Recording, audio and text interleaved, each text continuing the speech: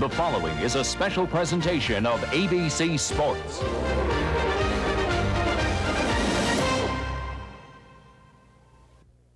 It's called the greatest spectacle in racing, but it's so much more than just a car race. It's a mixture of gigantic crowds, lightning speed, certain peril, teamwork, individual courage, and incredible reward. For many, it is the ultimate dream. Each May, the legions of racers and their fans flock to the heartlands of Indiana. They come in search of speed and glory. Success here is the ultimate high for a racer. Failure can be devastating. A life can be changed in the flicker of an eye. All the years of tradition were manifest last year in this single moment. Two men, each with a lifelong dream, racing at the limit, racing for themselves, racing for their teams, racing for a place in history. Some are young, brash, aggressive. They come from a background in midgets and sprint cars with a long family racing legacy.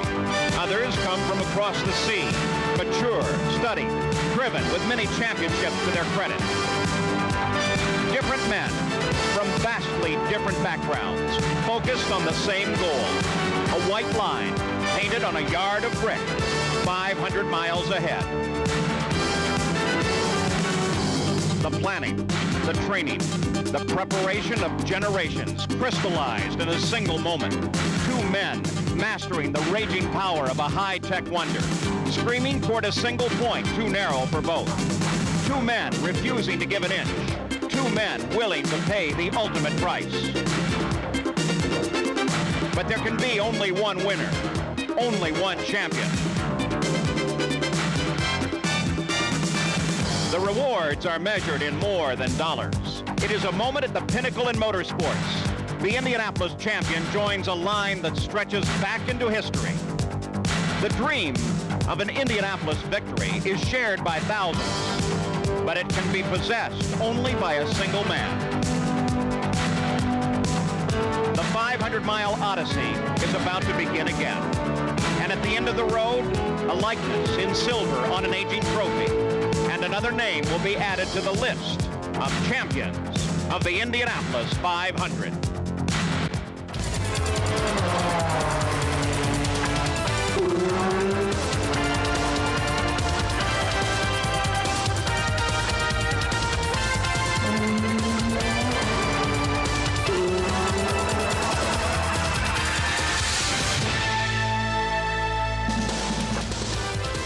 Live, and for the first time in stereophonic sound, ABC Sports presents the 74th running of the Indianapolis 500-mile race. Now, since 5 o'clock this morning, when a volley of aerial bombs signaled the opening of the speedway gates, an immense crowd has been flowing down the walkways, up and into their seats.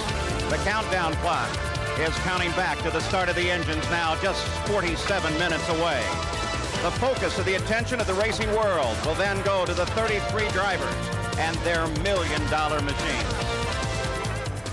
Hello, and welcome to Race Day in Indianapolis. I'm Paul Page, and in this event that A.J. Foyt refers to as the Indy is most unique in the annals of motorsports. To race here requires a man to thread his way down a 50-foot wide piece of track.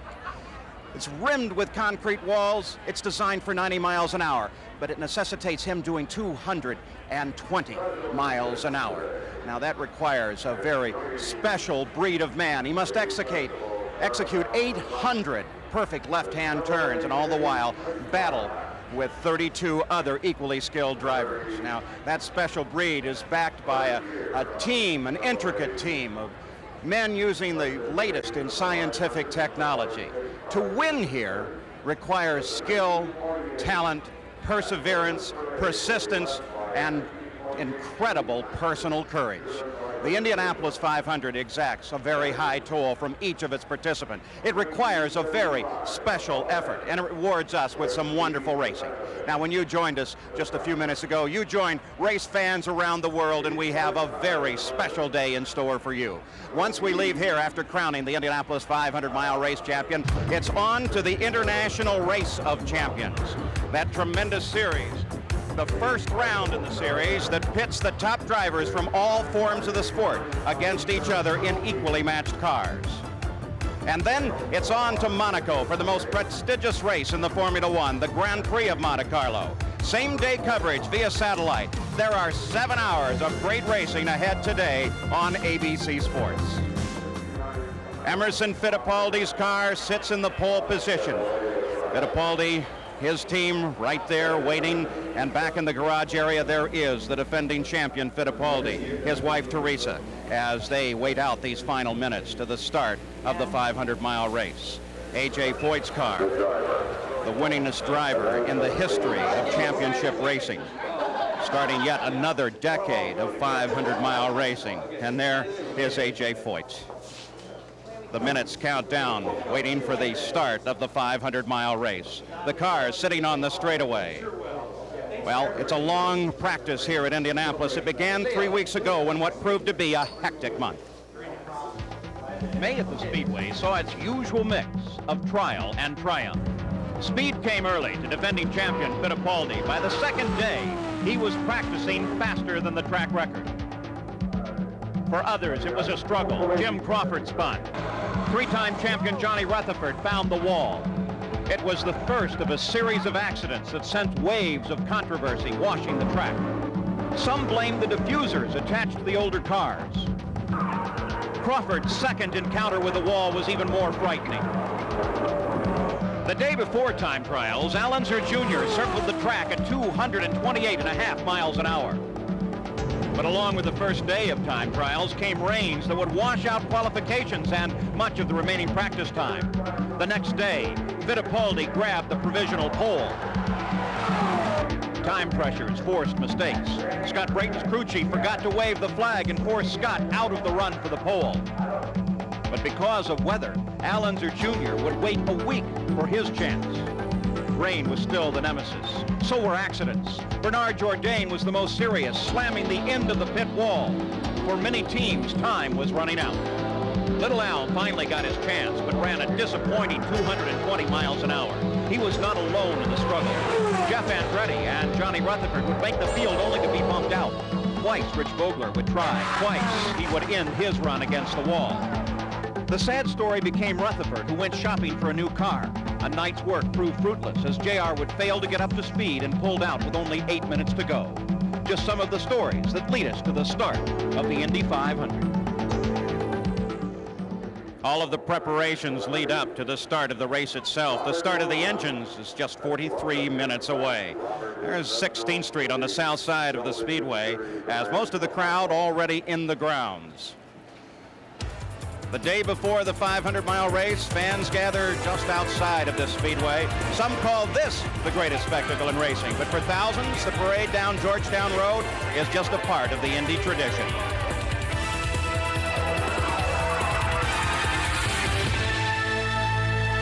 Most of the fans already in their seats here at the Indianapolis Motor Speedway. The cars pushed out to their positions on the field.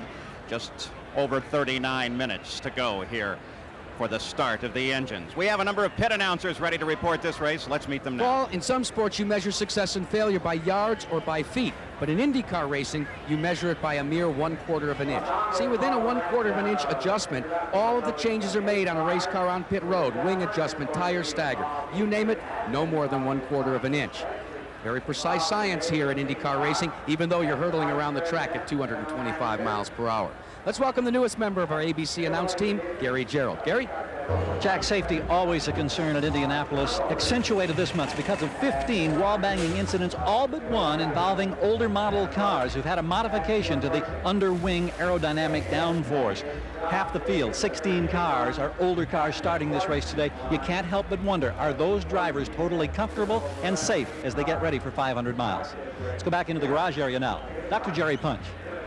Well, Gary, no other single sports endeavor requires its athletes to spend an entire month at the arena. Yet here for 27 consecutive days in May, these drivers must ignore the distractions and attempt to remain focused. We would never ask Jack Nicklaus to agonize over that final 15-foot putt for 3 weeks, nor would we leave Magic Johnson at the foul line for a month. But here in Indianapolis, it is all part of tradition.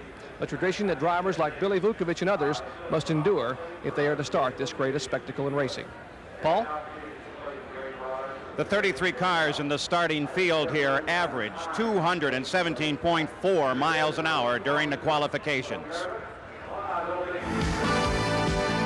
We begin our look at the 33 drivers with the last row. In 33rd place is Rocky Moran, who qualified with just seconds to go, bumping out Salt Walter. Joining Moran in the 11th row are John Paul Jr., winner of the 83 Michigan 500, and Billy Vukovich, grandson of the two-time winner. In the 10th row, Roberto Guerrero, Jim Crawford, and Al Unser. Unser, now a four-time winner, was a rookie in 1965, 25 years ago. Crawford went airborne in this crash earlier in the month, and for that feat, the Navy presented him with the Wings of Gold. Last January, Colombian-born Roberto Guerrero became a U.S. citizen. In the 9th row, three veterans, 83 winner Tom Sneva, former track record holder Scott Brayton, and Stan Fox. The 8th row consists of the 85 pole sitter Pancho Carter, the 83 pole sitter Teo Fabi of Italy, and Dean Hall, who is a world-class skier and one of the impressive young rookies in IndyCar racing, the only man in the field to wear an earring. Teo Fabi drives a Porsche on the track and on the street. Pancho Carter, another second-generation driver. In 1987, he did an inverted pirouette here in practice.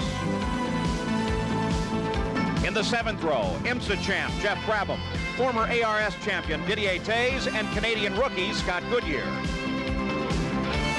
In the 6th row is Tero Pomrock of Finland, Raul Boisel of Brazil, and 18-year 500 veteran Gary Bettenhausen. On the 5th row inside is Tony Bettenhausen, then Eddie Cheever, and Kevin Kogan. In 1982, Kogan started a chain reaction accident as the green flag came out. For relaxation, he is a private pilot. For the past 7 years, Eddie Cheever has been the only American in Formula One. This year, he is honored as the field's fastest rookie. Tony Bettenhausen's father was killed here in 1961. Tony and his brother Gary still chase the family dream of an Indy win. In row 4, it's John Andretti, Dominic Dobson, and Randy Lewis. John Andretti's background includes midgets and sprint cars. He now lives a few miles from the track with his wife, Nancy. Inside row 3, it's Al Unser Jr., four-time winner A.J. Foyt, and the 85 winner Danny Sullivan. Danny did some incredible driving to score a victory here. This year on his 40th birthday, his son Driscoll was born.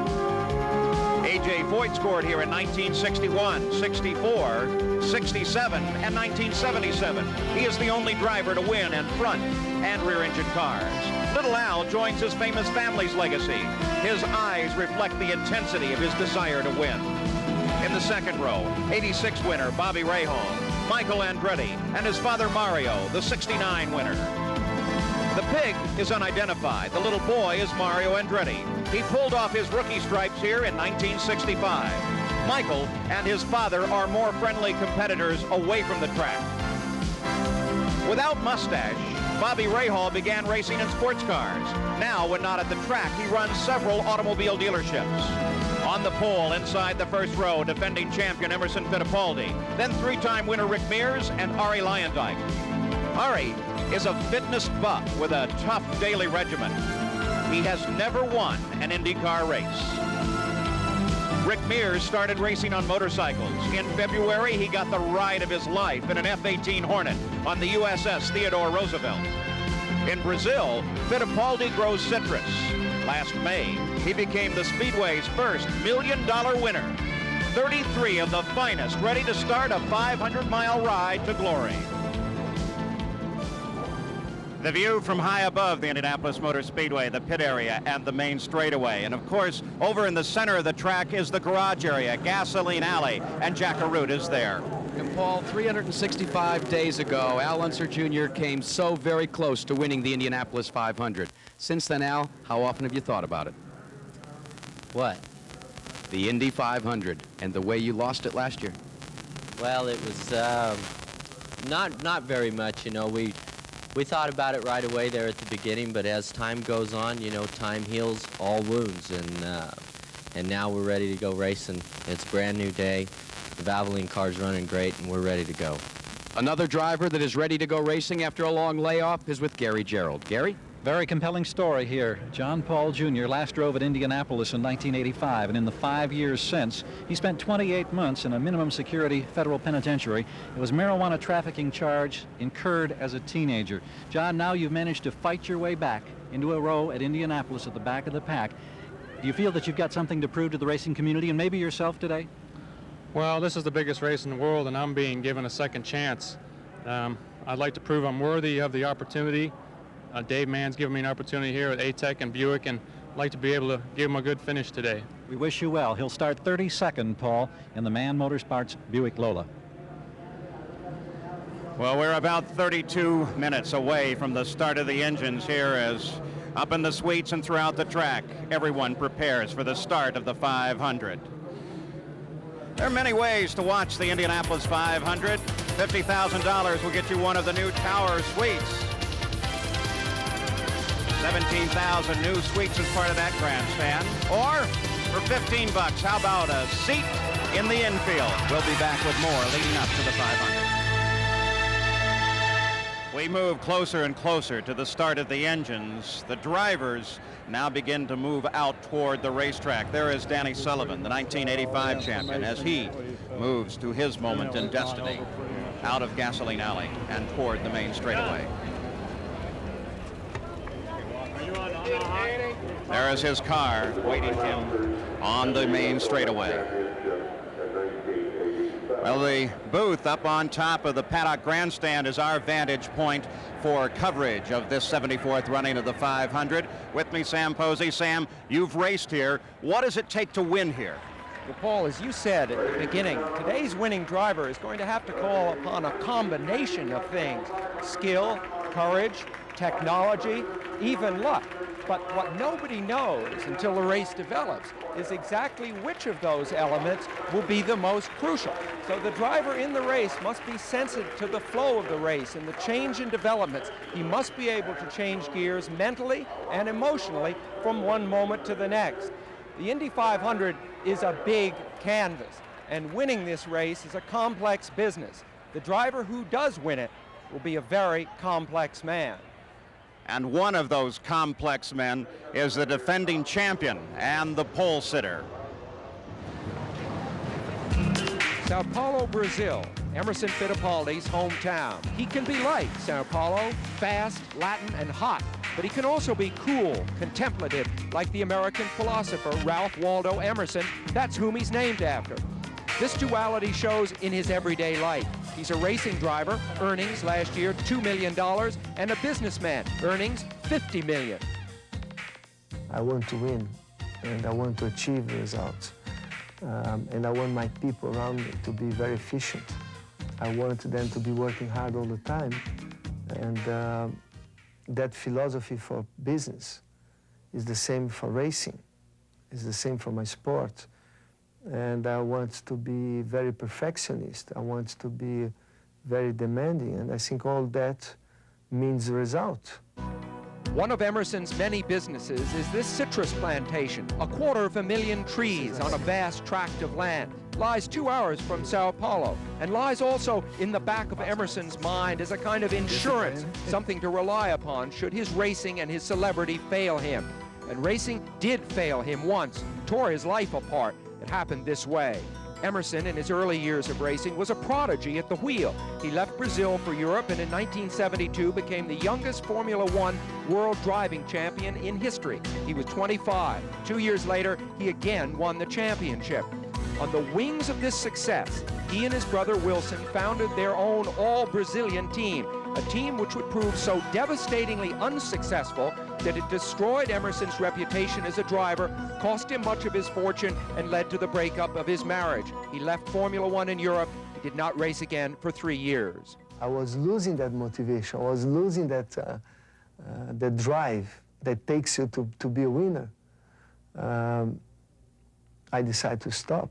I said, I don't want to do this as just to be in racing. I always want to be a winner. I love to be a winner.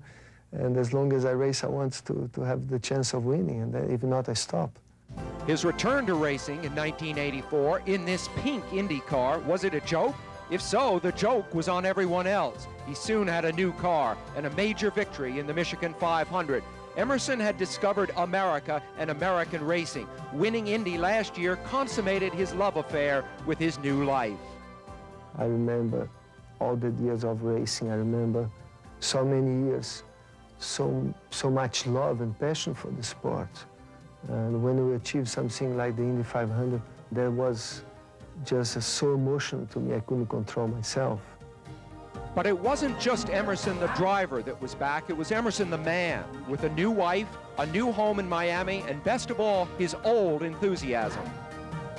He has a very strong personality. He's very ambitious. He wants to succeed in life. And he has a big heart.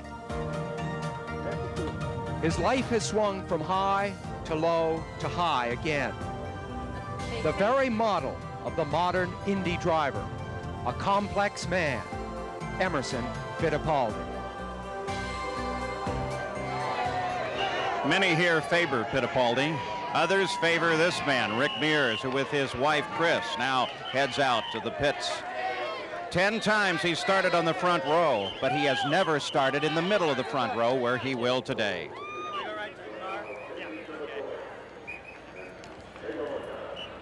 And here at the Speedway today, the Vice President of the United States, Dan Quayle, back home again in Indiana. Part of the celebrity tour that circles this track in the final ceremonies. We'll be back with more from Indianapolis.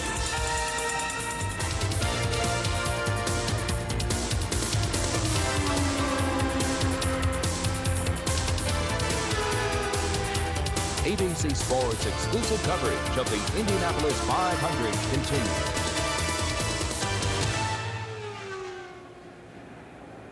In 20 minutes, A.J. Foyt will step into his 5th decade of competition here at the Indianapolis Motor Speedway. A.J., how different is it today compared to 1958?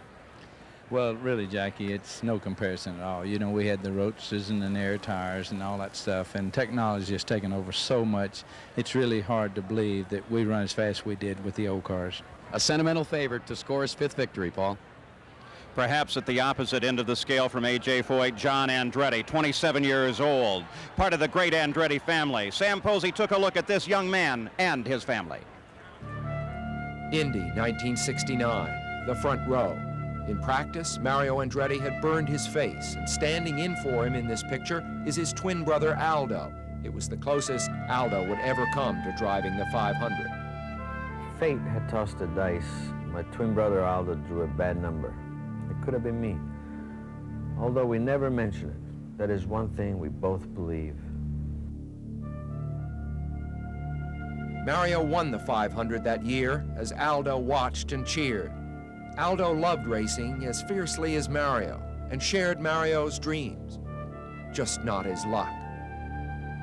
3 months after Indy, Aldo in a sprint car. It was at a dirt track in Des Moines. The impact broke virtually every bone in his face. When you're young, you don't think bad things can happen to you. And when that happened, it was just like, you know, reality just... And I know when Mario came to the hospital, when we were going up in the elevator, I kept saying, Mario, he's really bad. Don't be shocked, he's really bad. And Mario was like, yeah, well, Corky, you know, you're making a big thing out of nothing. And when Mario walked into the intensive care and saw Aldo, Mario cried. I think it was, he almost looked at himself laying there. I was prepared for the worst, and I saw the worst. You know, it's shocking, of course. And when it's there, one of your own blood, you know, that's, you know, it's sometimes devastating, really. Until that crash, the Andretti twins had been inseparable. Born in Italy, as teenagers, their life revolved around racing. When their family came to America, the twins raced this car and others. Aldo crashed badly more than once, and after Des Moines, he chose to quit. Mario went on to live the life Aldo might have had. Sometimes I compare my life to Mario's. If I do that, it's been very uneventful. Mario's always been my challenge in life. I mean, ever since we were growing up. If I cannot do him or do as good as him or whatever it is, that's pretty good. I felt satisfied. In Aldo's family, 5 children. His third oldest, John, fell in love with racing early, but at his father's insistence, attended college, insurance against the uncertainties of the sport.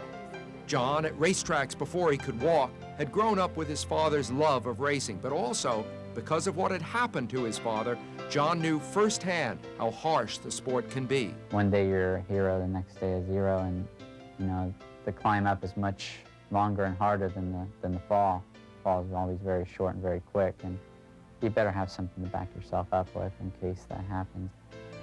Another lesson, that family is more important than anything, even racing.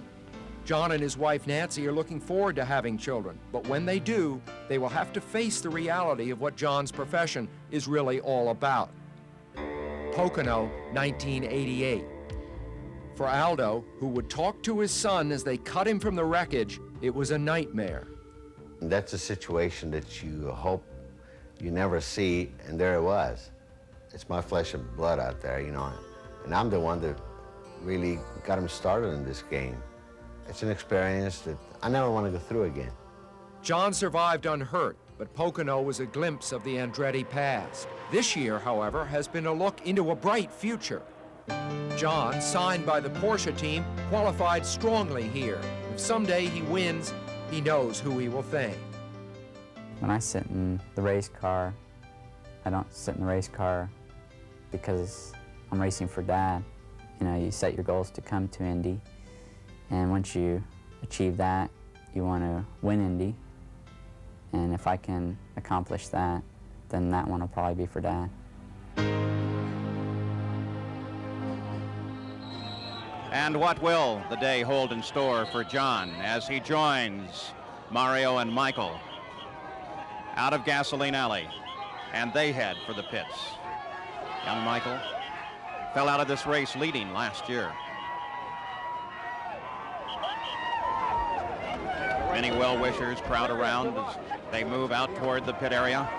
And there is A.J. Foyt as he makes his way down Gasoline Alley and toward the pits and then finally the main straightaway.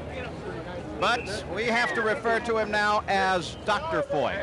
Yesterday he was awarded an honorary PhD at Rose-Hulman Institute over in Terre Haute. So now there he is, Dr. Foyt.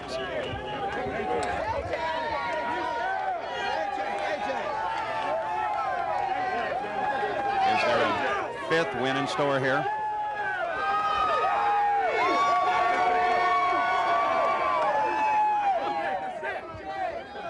We're just over 15 minutes away now to the start of the engines at Indianapolis. Well, they called him the king of the Speedway, and today Louis Meyer is the oldest living Indy 500 winner. He took his 3rd 500 in 1936.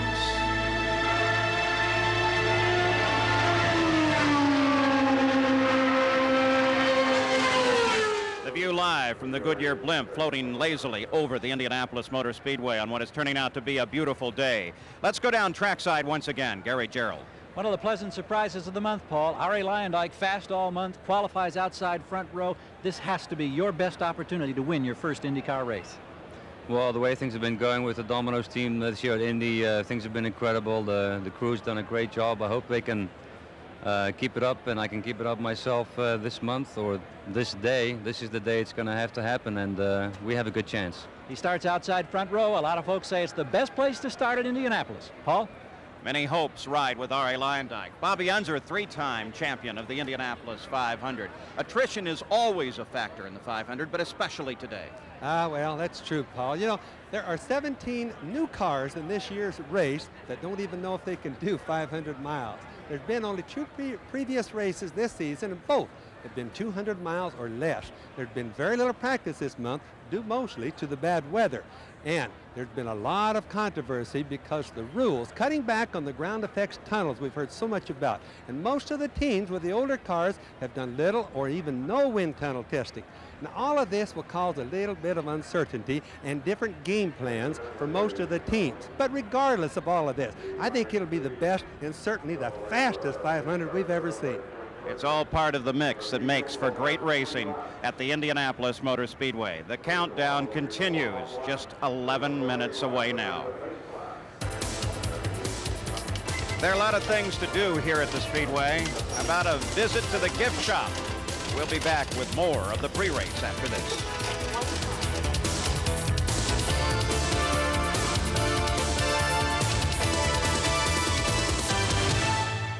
The clock is ticked to less than 10 minutes before the command, and the festivities now take a serious tone. Of Indiana's own Sandy Patty. Sandy joins the Purdue All-American Band, conducted by David Lepla, with our national anthem.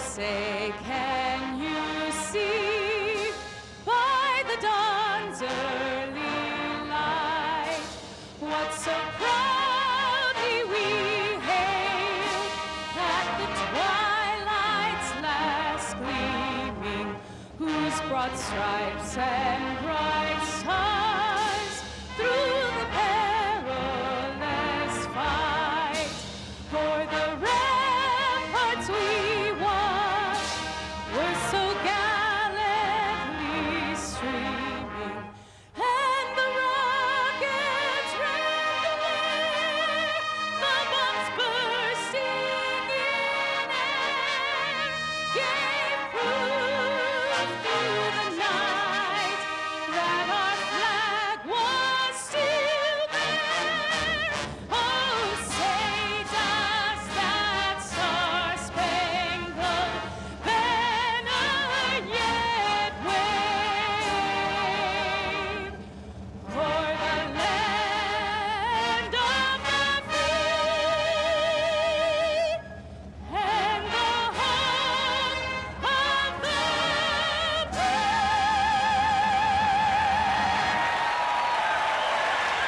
Sandy Patty, ladies and gentlemen.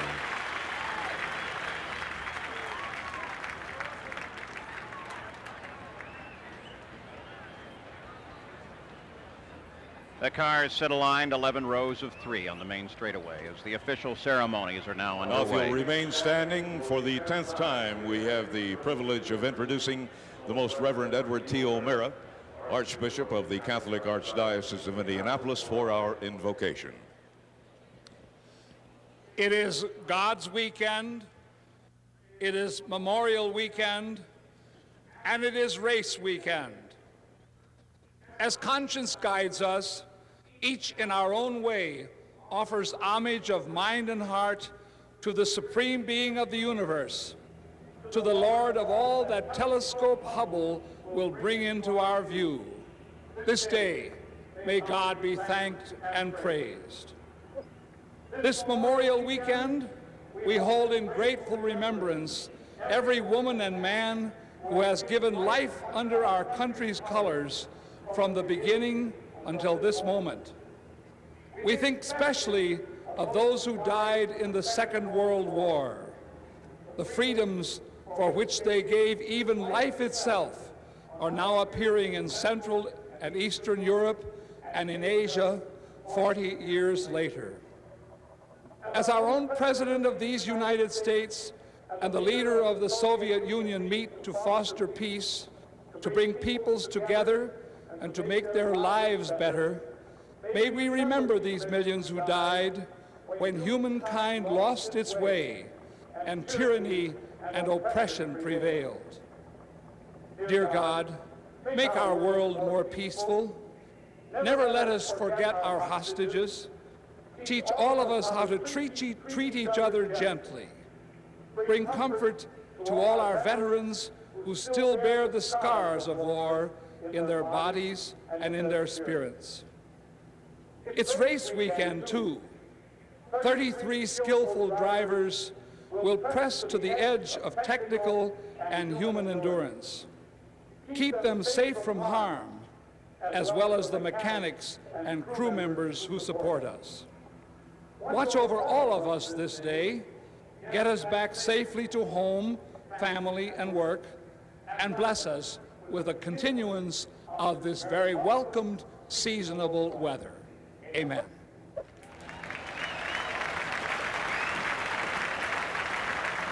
And for the next event in the order of the day, here's Jim Philippi. Would you please remain standing?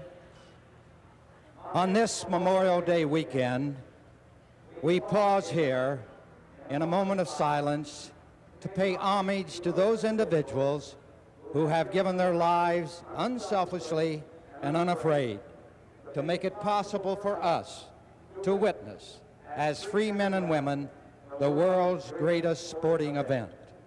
We also pay homage to those men who have given their lives unselfishly and without fear to make racing the world's most spectacular spectator sport.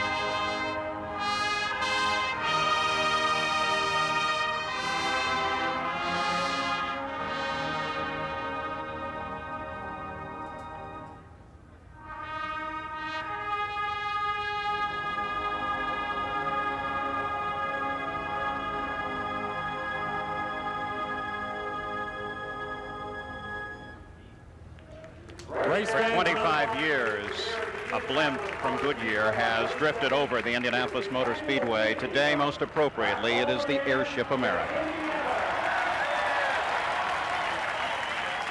It's a privilege and an honor. And now, down to the starting line once again for another tradition. Here is Jim Neighbors, backed by the Purdue All-America Band.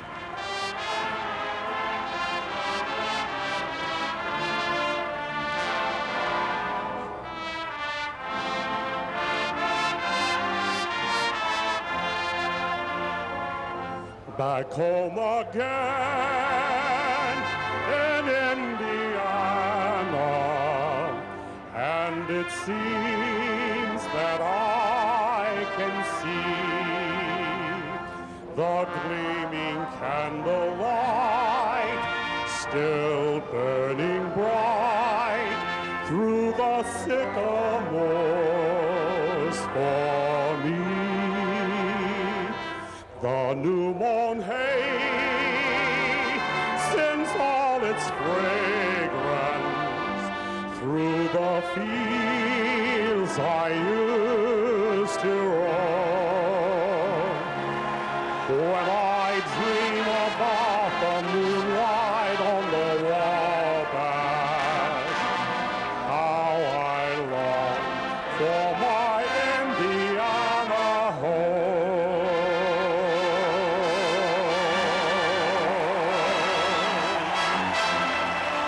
Jim Neighbors. Jim Neighbors. The crowd's applause, not only for Back Home Again in Indiana, but for the thousands of multicolor balloons released from the back of the Master Control Tower, another great Indy 500 tradition.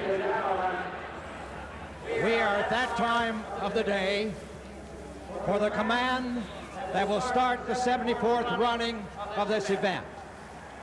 And here to give the traditional 4 words is Chairman of the Board Emeritus of the Indianapolis Motor Speedway, Mrs. Mary Frederick Hallman. Now, go. Gentlemen, start your engines.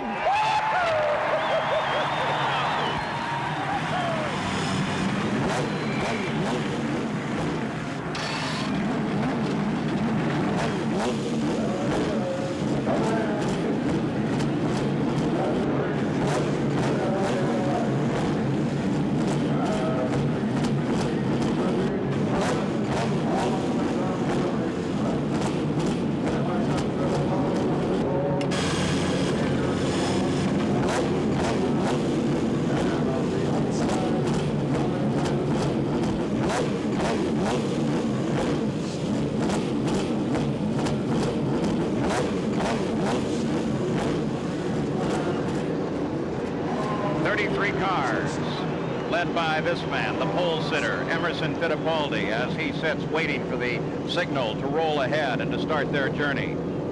His combatant of last year, Al Unser Jr. 11 rows of 3. As the roar began to build, the crowd began to cheer. A tremendous moment here at Indianapolis each and every year. All of the crews indicating that they are ready to go. No signs of trouble anywhere down the field. What a beautiful sight. Rick Mears, 3-time winner. He's never started in the center of the row. And there's A.J. Foyt, of course. Look at those eyes and the miles and miles that they have seen pass beneath him here at Indianapolis.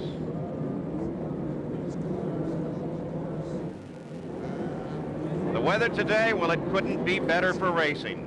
The forecast is for sunny skies. The temperature right now, 68 degrees. It shouldn't climb much higher than that, and that'll be great for the engines. Let's go down trackside. Gary Gerald. Paul, this field rolls by. Crews come scrambling over the walls. It's a magic moment. Here's the Gallus crew. They're from Albuquerque, New Mexico, bringing equipment over here. They're a throwback to the old Wild West. It's fun to watch this team. They're aggressive. They're confident. Rick Gallus, somewhat of a swashbuckler himself. One of the real fun teams to watch through the day in the pits at Indianapolis, Paul. All right, they try to get the equipment over the wall. The 57 car belongs to Gary Bettenhausen. What a tremendous story this family has been. He and the 51 car, the family has been in the race. Tony is also in the 500-mile race. Let's go to Jerry Punch. Well, Paul, what a year. What a difference a year makes for Gary Bettenhausen. Of course, last year after qualifying an impressive 14th, he failed to complete a single lap here at Indianapolis, victim of a broken valve at the start. But this year it's totally different. Gary Bettenhausen, who went in the garage here a year ago, literally in tears, is now celebrating. The car is rolling away, and new crew chief Darrell Soppy feels that with the new Buick power plant, they may have their best shot ever at going to victory lane here at Indianapolis. Paul? Jerry, a large group of fans would go wild should they come up with a victory. 33 cars fighting it out for over $6 million in purse, $1 million to the winner. And the race record is held by Bobby Rahal at 170.7 miles an hour. Here on board, looking over the right-hand shoulder of Bobby Rahal, those special aerodynamic devices on the top of his helmet to help him get around this race course. Let's go to Jack Arute. Well, another special device that each driver will carry in his car is this telemetry, which will help in the Valvoline timing and scoring system new to the Indianapolis Motor Speedway. Computers also involved this morning when they ran a scenario based upon the last 5 races here. Here's what the computer says will happen. The average number of cautions, 7. 11 cars will not finish. The maximum number of pit stops will be 8. The race speed should start at 220 miles an hour and drop down to 216 after the first 10 laps. Unfortunately, the computer will not tell us who will win the race. We'll keep an eye on those results. We'll keep an eye on this man as well. We take a look at the motors in this race. Chevrolet and Buick sharing with 11 each, and Cosworth, Judd, Porsche, and Alfa Romeo. Rounding out the 33-car field, Michael Andretti works his way around this track. His father alongside, and there is his onboard camera. That's his father, Mario, just up and to the right. Slowly now preparing for the 500. Let's go to Gary Gerald. The Newman Haas team takes care of Mario and Michael Andretti, Paul, and as they get set, the unspoken question, will this be the year that finally good fortune smiles on the team that's had so much frustration over the years at this racetrack? Aside from the colorful Alexander Julian design uniforms they wear, not a lot of flamboyance with this team. They're efficient, they're focused, they're determined to get an Andretti to victory lane. And victory lane, Paul, just one pit up the road to our right. Paul? Looking backward from the rear of the pace car, the chassis in this 500 field, there are more Lolas than anything else, but many of the insiders say you should really watch the Penske chassis. Former winners, led by Al Unser and A.J. Foyt, Rick Mears with 3, Fittipaldi, Rahal, Sullivan, Sneva, Mario Andretti. Awesome power in this race. And there is Rick Mears, the 3-time winner. His starting position, the center of the front row. Let's go down the Penske pit, Jack Arute. And Roger Penske, as he has for so many years, will lead the effort of Team Penske from Rick Mears' pit position number 1. Very calm, very deliberate. The entire team, since they arrived here at 5 a.m. this morning, going about business normally, just the way they have for so many years. It's just another day at the office, Paul Page, for them. They've won more 500-milers than any other team. A real tactical operations center, the Penske pit on race day. Rookies in the race, Eddie Cheever is the fastest, Canadian Scott Goodyear, Dean Hall perhaps the most colorful as the field works its way down the long 5/8 of a mile backstretch. Let's go to Jerry Punch near Dean Hall's pit. Well, Paul, if there were a glass slipper award for the Cinderella story of the month, it would have to go to rookie Dean Hall. The former speed skier from Squaw Valley, California, had never turned a lap here until 4 weeks ago. In fact, car owner Dale Coyne had 1/10 the budget that most teams had here at Indianapolis, yet they planked their car firmly in the 8th row. Now, if it looks like there's an overwhelming air of confidence here in the rookies' pit, there's a reason for that. The crew realizes, as did Cinderella, that this race will be long over before the clock strikes midnight. Paul? So Dean Hall is ready as he works his way around this giant 2.5-mile oval. So now let's take a look at the starting field once again for the 74th running of the great Indianapolis 500.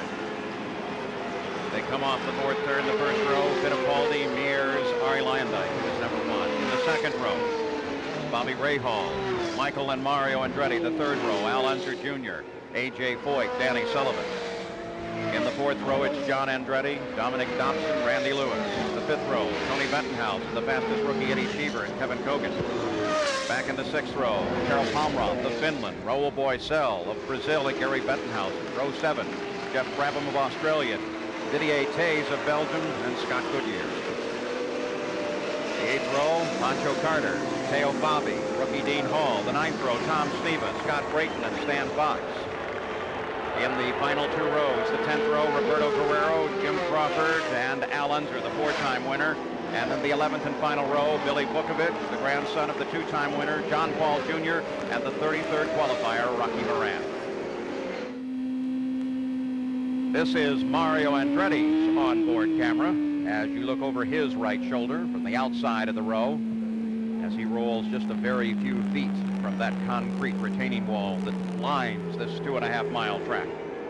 The Chevrolet pace car, Jim Perkins of Chevrolet, the driver, Bob Cassidy, Rich Coy on board the pace car as well. United States Auto Club officials, the sanctioning body of this great race. Now the field begins to pick some alignment. The pace car accelerates just a bit away. The front two rows are aligned. The third row now begins to come into alignment. The rest of the field straggled out just a bit. Rick Mears in that front row. Al Unser Jr. sitting back 3 rows behind. The field coming to full alignment now. Off of the fourth turn, we watch for Dwayne Sweeney, the starter, with a green flag. The green flag is out, and the 74th running of the Indianapolis 500 is underway. Fittipaldi leads Mears into the first turn.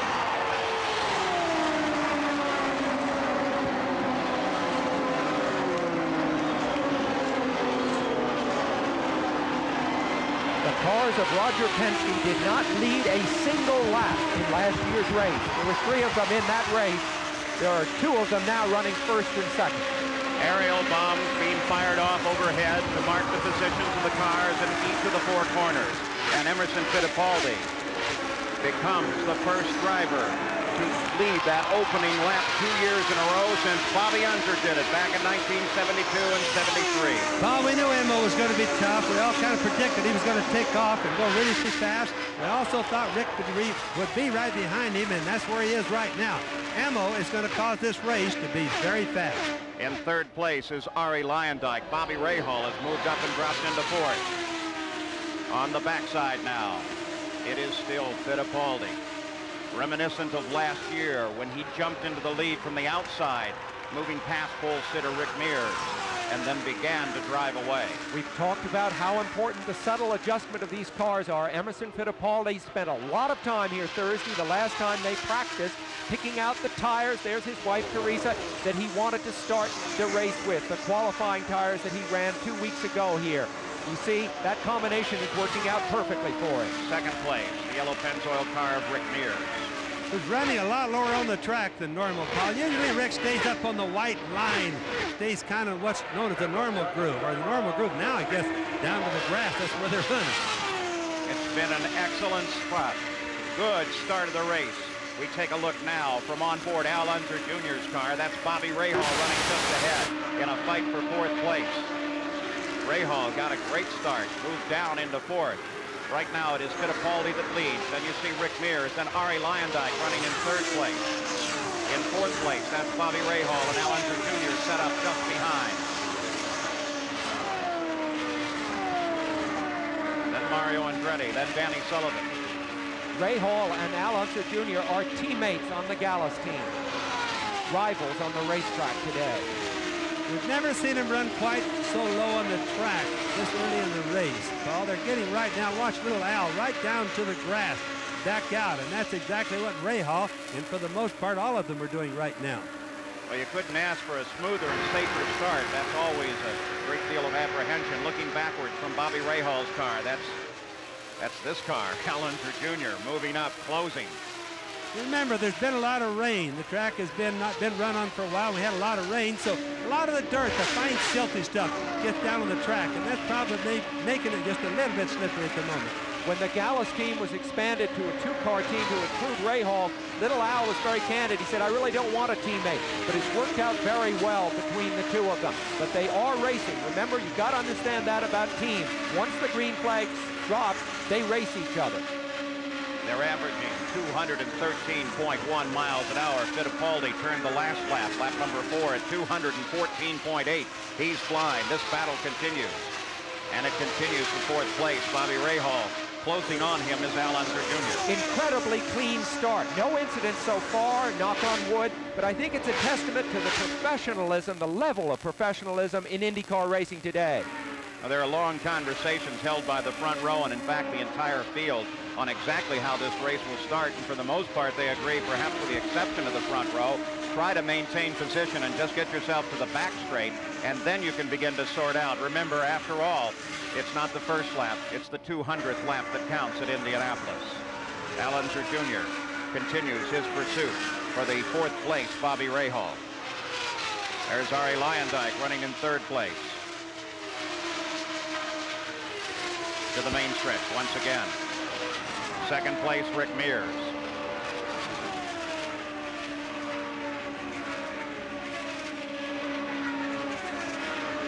And closing on Mears now is Arie Luyendyk in the 30 car. There's a guy, Paul, that for most of the month was overlooked a little bit. But I think he's going to be fast today. Roger Penske, 3 cars in this race. Mears, Sullivan, Fittipaldi. That pretty well has some of the best talent in the sport blanketed. Emerson Fittipaldi led the first 34 laps last year. He's out in front again today. ABC Sports coverage of the Indianapolis 500 will return after this message and a word from our ABC station. Our live coverage of the Indianapolis 500 continues. We're back, the 74th running of the Indianapolis 500. This is now a fight for 2nd place. Bobby Rahal moved up into 2nd when Rick Mears began to fall backwards. Arie Luyendyk fought with Rahal for just a moment, but then Rahal picked up the 2nd position, and now Luyendyk is right there. Now, Paul, it's not abnormal for Rick Mears to fall back a little bit at the start of the race. Almost every year we see that he usually develops some problems, meaning his chassis is not set just right. Now, Penske Group will get it all fixed up during the pit stops. He'll be competitive again. Now, you mustn't forget the last time that Rick Mears won the 500, he fell a full lap behind and then came back to win. Looking back from Bobby Rahal's car, that's Luyendyk in pursuit. Luyendyk, who you see there behind Rahal, has been described by his car owner, Doug Shearson, is a lot like Danny Sullivan in the sense that he's casual and offhand around the pits. In his personal life, he gets in the car, it's like you switch him on. Suddenly, Luyendyk is a very tough-minded, tough racer. That's Mario Andretti lined up behind Luyendyk. You get a glimpse of him from time to time as we continue to watch this battle for 2nd place. The leader is Emerson Fittipaldi. Running behind Mario is Al Unser Jr. We've watched Luyendyk go fast here before. He's going to be steadily moving up. The Bettenhausen brothers, by the way, are running 20th and 21st together. Let's go to the pits. Here is Jack Harroun. Well, Paul, we checked with the guys at the Team Penske, with Roger Penske specifically, and he said the car is very well balanced, but they are going to try and dictate a pace early on. All right, well, some of the tactics being played in the Indianapolis 500. Luyendyk, as they use traffic, that's Tony Bettenhausen that they're coming around. And Luyendyk uses that traffic to come right on the rear of Bobby Rahal's car. So they are in a fight now. Luyendyk's best finish here is 7th, but the team for which he is running, Shearson, finished 3rd with Raoul Boesel last year. So Luyendyk is really on the spot to bring that team up into the first 3 again this year. Now, weather-wise, the track should be very fast today. They're turning laps 213 to 215, but there's no wind, and it's very cool. It should be an ideal day, other than possibly the track's just a little dirty. And the man who owns the race record, Bobby, of course, is Bobby Rahal, who we've been watching here at 2 hours and 55 minutes, set back in 1986 when he won. He's certainly with a good team this year, Sam. Well, Bobby Rahal started 4th, now running 2nd. The last time he started 4th, he won this race. He's an analytical mind. He says that racing is not very well understood. The biggest failure from, I think, of racing, and it's not its own fault, it's just the nature of it, is that it's such a sensory sport. You have to experience to know what it is, that it's very difficult to explain to somebody what's it like to go 200 miles an hour, what are the physical demands, this, you know, that kind of thing. Mario Andretti moved up to challenge Arie Luyendyk, but couldn't get past. But Mario is right there now and taking a hard look at the 3rd place Luyendyk, as Rahal has been able to move away just a bit.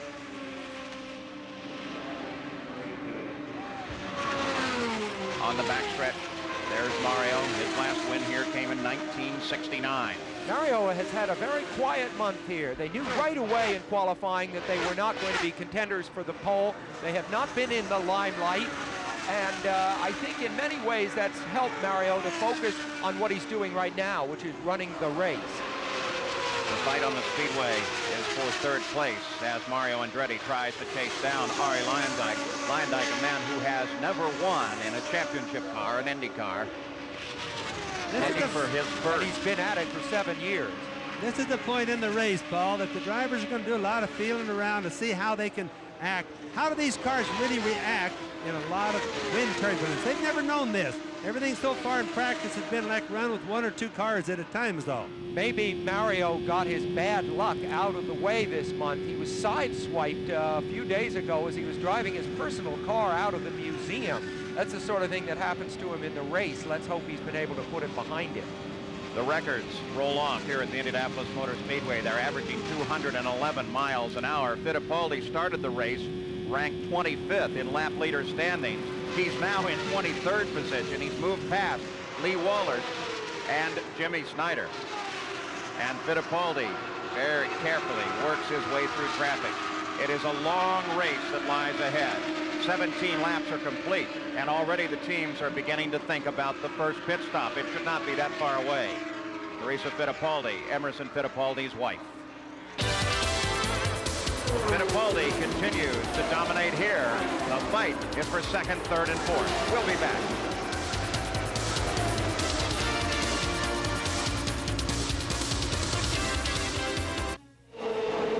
Back in Indianapolis live, the caution light is on, and it's Danny Sullivan that slammed into the wall. He was running in 8th place as he caught the wall.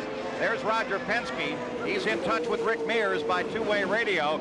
This comes at a moment in which it may be a good opportunity. Look at the debris littering that racetrack coming off of the corner. This might create a great opportunity for the pit stop. Several of the cars already beginning to roll for pit road. As Danny Sullivan is out of the car, gives the crowd a wave. Remember, all that debris out there, Paul, is carbon fiber. There is Rick Mears making his stop. A vital stop for Mears because he obviously had handling problems. He dropped back as far as 6th. Watch what they're doing to his car now. So Richard Buck and that crew make a change. Danny Sullivan climbs into the ambulance. It's mandatory that when they spin and touch the wall here, they go to the track hospital.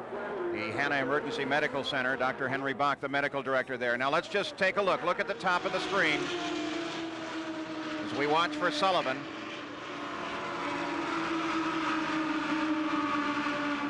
lost it just beyond the apex of the turn, turn one, went up, caught the wall, but really a surprising moment. We were concerned about the possibility of accidents, but the concern really wasn't with Danny Sullivan or the new Penske cars. That is where Sullivan spun and crashed 2 years ago when his car failed in there. Luckily, this time, he also escapes uninjured. That's Tom Sneva, the 83 winner. He is in the pits, and they had a little trouble getting that car up on the jacks. They can take their time on these stops, though, because the caution light is on. The yellow flag flies at the start-finish line. Roger Penske. Now, you can look at Roger right there. Now, what he's wondering is how bad are the race cars? They've missed the settings. The racetrack has got slippery. He's sitting there trying to contemplate what to do. The ambulance carrying Danny Sullivan works down the backside of the race course on its way to the medical center. So this gives us an opportunity to take a look at this incredible Indianapolis Speedway. The Speedway was paved with brick for the first 500 in 1911. Today it's covered in asphalt. While they call it an oval, it's truly a rectangle. 2.5 miles around. Beautiful racetrack. Now, the pits are right on the front straightaway. This is where most of the action happens during the race. The turns are all dimensionally the same, but they won't look the same to the drivers. The short chutes, for example, they're the same too, but they won't look the same. 1/8 of a mile long. The front straightaway and the back straightaway, again, 5/8 of a mile long. Totally different, though. Bobby, take us for a ride around the Speedway on board with Al Unser Jr. Okay, Paul, down the front straightaway, approximately 235 miles an hour. We're going to scrub off about 15 to 18 miles an hour in the turn. Out into the short chute, real close to the wall. Down, just make a big turn out of the whole thing, out close to the wall right there. Down the back straightaway, 12,600 RPM. Beautiful open view. Driver can see a long ways ahead. Into turn 3, but remember, the track may be 60 feet wide there. The through is only 1 1/2 car width wide. Now to the left is the pit entrance. And as we look down the front straightaway, grandstands are on both sides. It looks like a dead-end alley. Now, despite the fact that all the turns are the same, as you can see, they look different, all because of the grandstands around the track. There's Danny Sullivan's battered car. It's his 4th crash here in 8 Indianapolis 500 starts, 82, 84. Remember, he hit the same area in 1988, now this year. But Danny is reported okay. We'll be back. Back live, floating over the Indianapolis Motor Speedway. The yellow flag is out. Let's check in with Jack Harroun. Well, Paul, what's happening down here for the first time in Indianapolis history, there are television monitors on each of the pit positions. Nigel Bennett here and Chuck Sprague, who call the shots for Danny Sullivan and Team Penske, have been watching the replays, trying to determine exactly what might have happened to the car. They've watched 4 replays thus far, and they're somewhat indeterminate as to what the cause was. They saw the back end of the car lift up, and they're huddled in a conversation right now. All right, so Team Penske wants to make absolutely sure that whatever happened to that car isn't going to happen to the other 2 entries in the race, Emerson Fittipaldi and Rick Mears. The field under caution now. Fittipaldi in traffic. Bobby Rahal set up right behind him. And then Mario Andretti. Arie Luyendyk will come back in 4th place. Over at the Emergency Medical Center, Danny Sullivan has arrived. It should only be a quick examination. Bobby Unser. Well, the wreck wasn't as bad. There it is right there. And it looks, from what we can see, like the rear end just plain came loose on the car. It's when he's under maximum power. That's an easy time to get it loose. Wasn't as bad as an accident as it could have been, Paul. Danny recently became a father. He has a son named Driscoll. Danny Sullivan, former winner of the Indianapolis 500, spun and won in 85, but the spin today was a little more devastating. Under the caution flag, there is Fittipaldi out in front. And Emerson Fittipaldi, of course, is the defending champion here at the Indianapolis 500. Last year winning with those final 2 laps being run out against Al Unser Jr. Will that race today, will this race today, lead to the same kind of conclusion? Now remember that Fittipaldi's car, Rick Mears' car, and Danny's should be all the same. Maybe just a slight setting different. The Fittipaldi will have to work his way through traffic when we come back to green.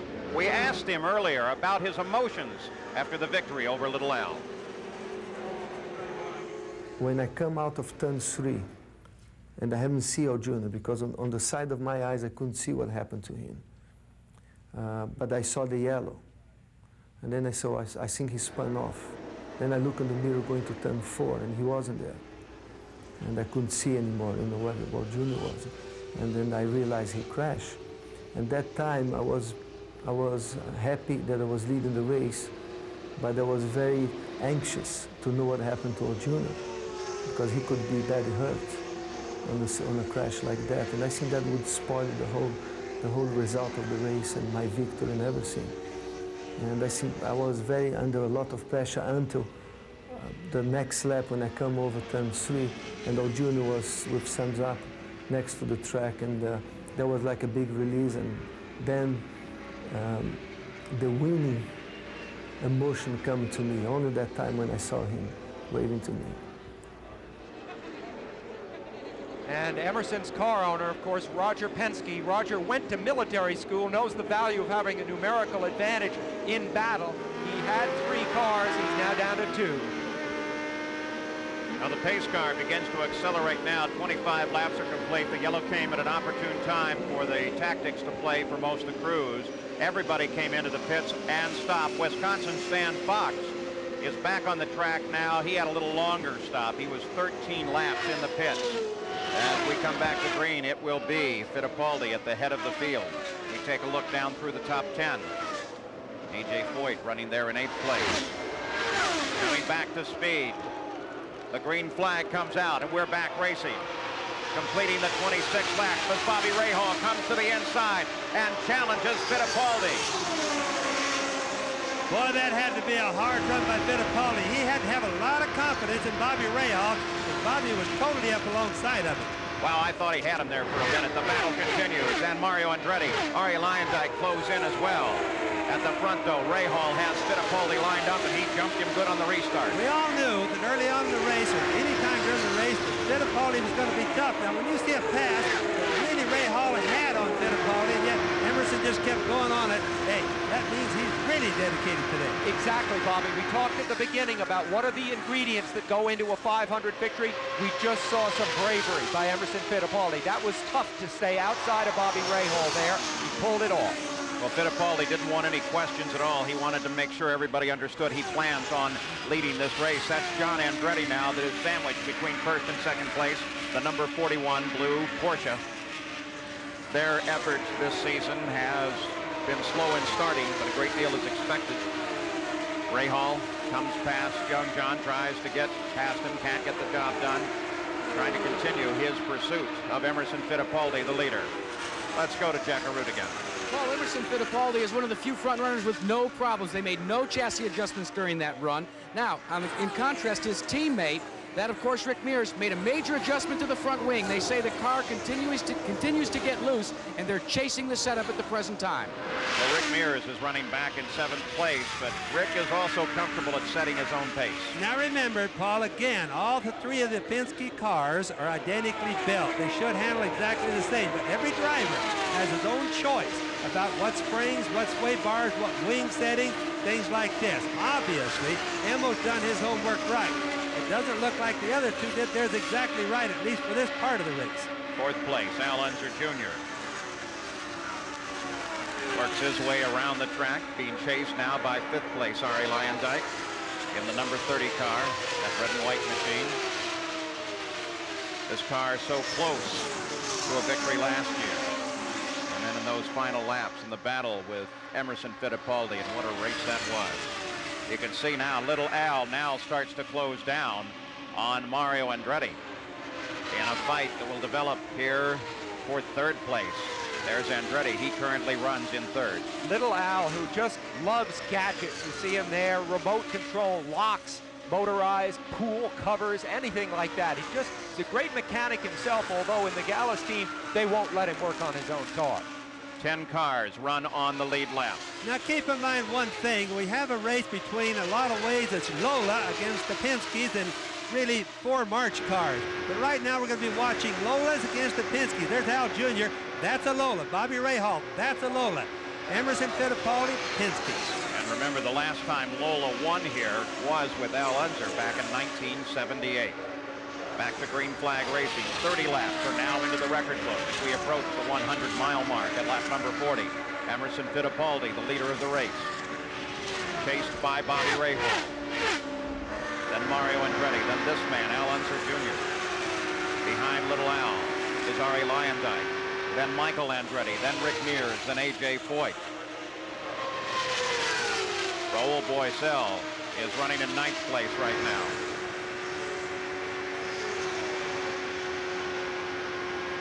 Let's take a ride around this magnificent circuit with Al Unser Jr., currently 4th.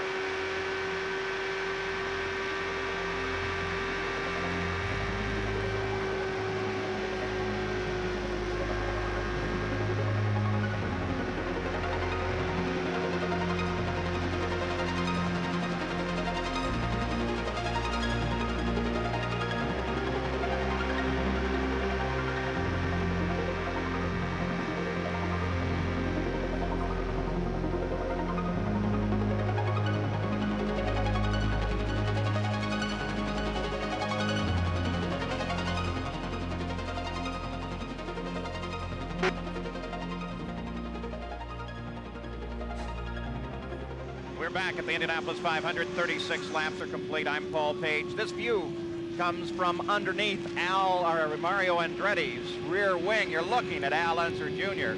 as he threads his way past another car. And right behind him and closing down is Michael Andretti. So the Unsers and the Andrettis are beginning to do battle here on the circuit. There's little Al, and look at Michael close up. And remember, it was these two men who came together in that celebrated crash in Long Beach a year ago. It's not a battle only between two families, but two generations. Al Unser Jr., 28 years old. Mario Andretti, 50 years old. Little Al follows in just a bit as he moves to the inside to continue chasing Mario Andretti through the first turn. Out of contact for just a moment. Michael Andretti behind, then Arie Luyendyk, then Rick Mears, then A.J. Foyt, Raul Boisel, and Kevin Kogan. Traffic is the big thing right now, Paul. It brings them together and separates them a little bit, all by where they catch the cars, the passengers. Let's go to Gary Gerald for this update. Well, just an update on that last pit stop for the Andrettis. Mario was perfectly happy with his setup. No changes, just the usual fuel and rubber. Michael had a push. They changed that. Hopefully it's working better. Al Unser Jr. continues his pursuit. By the way, they finally pushed the car of Stan Fox to the garage area. He's out of the race. As we're on board with Al Jr., watch his helmet pitching around, Paul. Look at the right-hand top of his helmet. That's an aerodynamic piece on the helmet to spoil the wind trying to lift the helmet. Doesn't look like it's working too good all the time, does it? Let's go to the emergency medical center now. Jerry Punch is there with the medical director, Dr. Bach. Well, Dr. Bach, just coming out, you've checked Danny Sullivan. What's the diagnosis? Danny Sullivan is awake and alert. He suffered a minor contusion and abrasion to his left shin. He's also complaining of some dizziness. We're going to keep him here in the track hospital for observation right now to let you know as it progresses. Hey, we'll watch Danny Sullivan here for just a short period of time. Possibly that dizziness will clear when you stop that quickly. That certainly can be a serious problem with a possible concussion. All right, well, we have another view of the accident. This courtesy of our friends over at Telex, who supply the track feed. Watching Danny Sullivan come through the corner. Something broke. Something broke in the back end. Something broke, Paul. As we see that from a different angle, we can see the car as it started going into the turn. It started going back and forth a little bit. Then as it got down into the turn, we watched the pieces coming off of it. Another angle, but by this time it's already happened. That definitely wasn't Danny Sullivan's fault. Something on the race car for sure broke. Now, we're going to have to watch the other two cars. Remember, Rick Mears and Emerson Fittipaldi. That's one of the things the Penske crew is pondering right now a bit. Well, that was a sudden onset, a quick break, and that's the kind of thing I think you race drivers fear more than anything else. Here comes Rick Mears with just 100 miles in the 500 run complete now. This would not be scheduled. The crew changes all four tires on this car now. I remember they changed all 4 the last time he came in, so he's still hunting for something. My guess is they're trying to find something to make it handle better, also worrying about what caused Danny's car to go just completely into the wall the way it did. 16 and a half seconds in and out of the pits for the 3-time winner Rick Mears as they continue to search for the setup that will put him back in contention. Mears, starting from the pole last year, faded very, very fast in that race, a race he was favored to win. He was again one of the favorites this year, and he's fading very fast again. Roger Penske's other car, Emerson Fittipaldi, the defending champion, continues to lead the Indianapolis 500 now with just over 100 miles complete. Gary Gerald in the Emerson Fittipaldi pit. The yellow flag is out. Everybody coming in. Emerson down off the Jackson away. Little Al Unser comes in just in front of him and ducks in for his service. And that Gallus team, so aggressive, so eager, now goes to work giving him his service. All of this under the yellow. Tony Bettenhausen encountered a problem on the track. Paul? Well, there he is, the 16 car of Tony Bettenhausen under tow now. He has been in the pits twice already this race for 2 rather lengthy stops. So obviously some serious problems on that car, and they finally manifest themselves on the racetrack. He was down right on the edge of the racing line, and so as a result of that, the yellow flag was displayed, and almost everyone decided it was time to go into the pits. Let's go down to Jerry Punchdown. Well, following the Danny Sullivan story, Paul, we are here with Chuck Sprague, the team manager for Penske Racing. And Chuck, a lot of concern in the Penske team about what may have happened to the Sullivan car. Do you have any idea? I wish I did. I really wish I did. We're waiting for him to bring the car in now. We'd obviously like to look at it and make sure there's not some problem that's generic to the car. We don't think so. We've done a lot of testing. But all we know at this point is what we could see on the television monitor on the replays. We could see a flash or a puff of smoke from the back of the car, and then it just swapped ends and headed towards the wall. We just had some conversation with Danny about our strategy for the rest of the race. We got tied up in traffic and lost some time, and we were going to try a little different stagger and a few things on the next stop and try to tune the car for the end of the race. He was pretty happy with the way it was running, although we were fairly well back from Emerson. So at this point, we're just adopting a wait-and-see attitude, see what we can find out. Something possibly just breaking in the back of the car? I mean, when our monitors looked like the car just shifted and into the wall it went. Yeah, boy, I really hope not. But until we get a look at the car and watch the replays a couple of times, it's really tough for us to say. A lot of concern here because they have 2 other identical cars still in the race. They'd like to know what that problem was with Danny Sullivan. First, Chuck Sprague, the Penske team manager, as A.J. Foyt makes his pit stop. Attended Purdue University just up the road here, understands his engineering, and his concern, of course, is that if there is a faulty part in that car that displayed itself on Danny Sullivan's, then, well, it might show up on Rick Mears, it might show up on Fittipaldi's. Well, there's certainly something that broke, Paul. You could just obviously see that something came loose right under the back end of the car. Looked to me like it was inside the suspension or the half shaft. Well, there's, you know, with a car going that fast and the camera that far away, it's hard to tell exactly what piece, but something broke. It could have been the tunnel come loose. It could have been one of the suspension arms. There was a lot of concern in the Penske organization because they had the exhaust flow, about 1,000 degrees of exhaust, flowing onto the left rear half shaft of the car, and they had that all protected, coated, even a little wind generator to keep that from getting too hot, flexing. Like but this was on the other side of the car. Right. There is the Valvoline timing system driver summary. Valvoline helping with the timing here at the Indianapolis 500, and we look at the rundown for Fittipaldi. His pit stops look very long, but you have to remember they came under the yellow flag. And again, when we talk about the ingredients of what it takes to win, luck is one of those ingredients. He has now shown bravery, and he has had luck. Let's update the situation on Rick Mears. Here's Jack Harroun. And Paul, he's not having any luck at all. You heard about the loose condition. They came in, changed these tires. This is a blistered right rear. This is what a tire looks like when it's blistered. Not a problem with the tire, problem with the handling. The car is terribly loose. They're still chasing the setup. Paul, when you can blister a tire this fast, as fast as he does in the race, it's really a bad handling car. Now, it wasn't that bad the last time they were driving on the track, so obviously the rainy weather has caused some sort of a problem. So what is going through Rick Mears' mind right at this moment? He's got a car that is handling in a way that it wants to slide out and hit the wall. There's the car of Danny Sullivan still under wraps, but of course Chuck Sprague will be looking at it fast. And the other thing Rick and Emo both have to think about is what is wrong with this car, because if it breaks on their car, they're going to have a sudden trip into the wall too. Well, Rick Mears is in 8th place. He's running almost a full lap behind the leader as they continue to tow Tony Bettenhausen's car back into the pit area. Now we've watched Rick Mears. He's one of the better for the oval tracks. We've watched him get way behind like this, and they'll just keep working on it until they do get it handling. He stopped just a few moments ago. A.J. Foyt comes in again. They just put him up on the jacks and dropped him down. I wonder what that was, Bobby. Boy, that one didn't make a lot of sense. I think they were fixing to do one thing, and he didn't want that, and he wanted something else. Well, it goes for a record stop thus far. Only 5 seconds for Foyt in and out of the pits. AJ's crew chief this year, Phil Casey, organizing that pit very well, but there's still a question of who really is the quarterback on that team, Phil Casey or A.J. Foyt. View from the Goodyear Blimp America.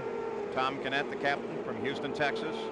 Again, the 25th time that this blimp, or a Goodyear blimp, has floated over the Indianapolis Motor Speedway for the running of the 500. When we came to the track this morning, we would have thought that perhaps there would have been no aircraft over the ground. It was very, very foggy. Visibility quite limited throughout central Indiana. But then the sun came out and the speedway luck continued. Paul, the flag on top of the tower isn't even moving an inch. It's about the quietest wind I've ever seen in Indianapolis. Well, we started the race with only a 5-knot breeze. Most of the flags on the back of the Tower Terrace grandstand, you see them just off to the right, are hanging limp. That's got to help the race drivers. Roberto Guerrero with an Alfa Romeo engine in the pits, one of 2 Alfa Romeo engines. Bobby's brother Al driving the other one. Neither have produced much power, Bobby. And remember, there's 2 different types of March cars. Even though the same March you say it is, they're 2 different types, Sam. They're made by different companies, ironically. So Roberto Guerrero, you may remember that tremendous finish when he had the lead of the 500 in the closing laps and then faltered coming out of the pits. Al Unser went past to pick up the win, his 4th Indianapolis victory. Why did he take a ride? You see Teo Fabi. Now there is another car with an engine other than one of these dominant Chevrolet engines. Now take a look at this. We're receiving, as the team is, telemetry from the car, so we will be seeing his speed, the amount of throttle that he's giving that engine, and the G-forces that he feels as he moves in and out of the corners here. Direct and live from sensors on board that race car. 50 laps, 1/4 of the race now complete. We run under our 2nd yellow of the day. Average speed of the race in this Valvoline race summary at 171.14 miles an hour. Emerson Fittipaldi has led all the way. 2 caution flags, the first for Danny Sullivan when he cracked the turn 1 wall, and the second when Tony Bettenhausen had to be towed in. And now, down at the start-finish line, the green flag comes out once again. Rick Mears is right there to acknowledge, as is the leader of the race, Emerson Fittipaldi. Bobby Rahal is lined up, running in 2nd place behind Fittipaldi. Then the 5 car of Al Unser Jr. cycled into 3rd place, coming out of those stops. Michael Andretti sits in 4th place. Arie Luyendyk is in 5th. And we are back up to speed and racing at the Indianapolis 500. 51 laps just completed by the leader. There's the fastest rookie in the field. Eddie Cheever takes a move to the inside, but here is the fight on the racetrack. Andretti and Unser battling side by side. 3 abreast going right into that turn. Positions are starting to become very important.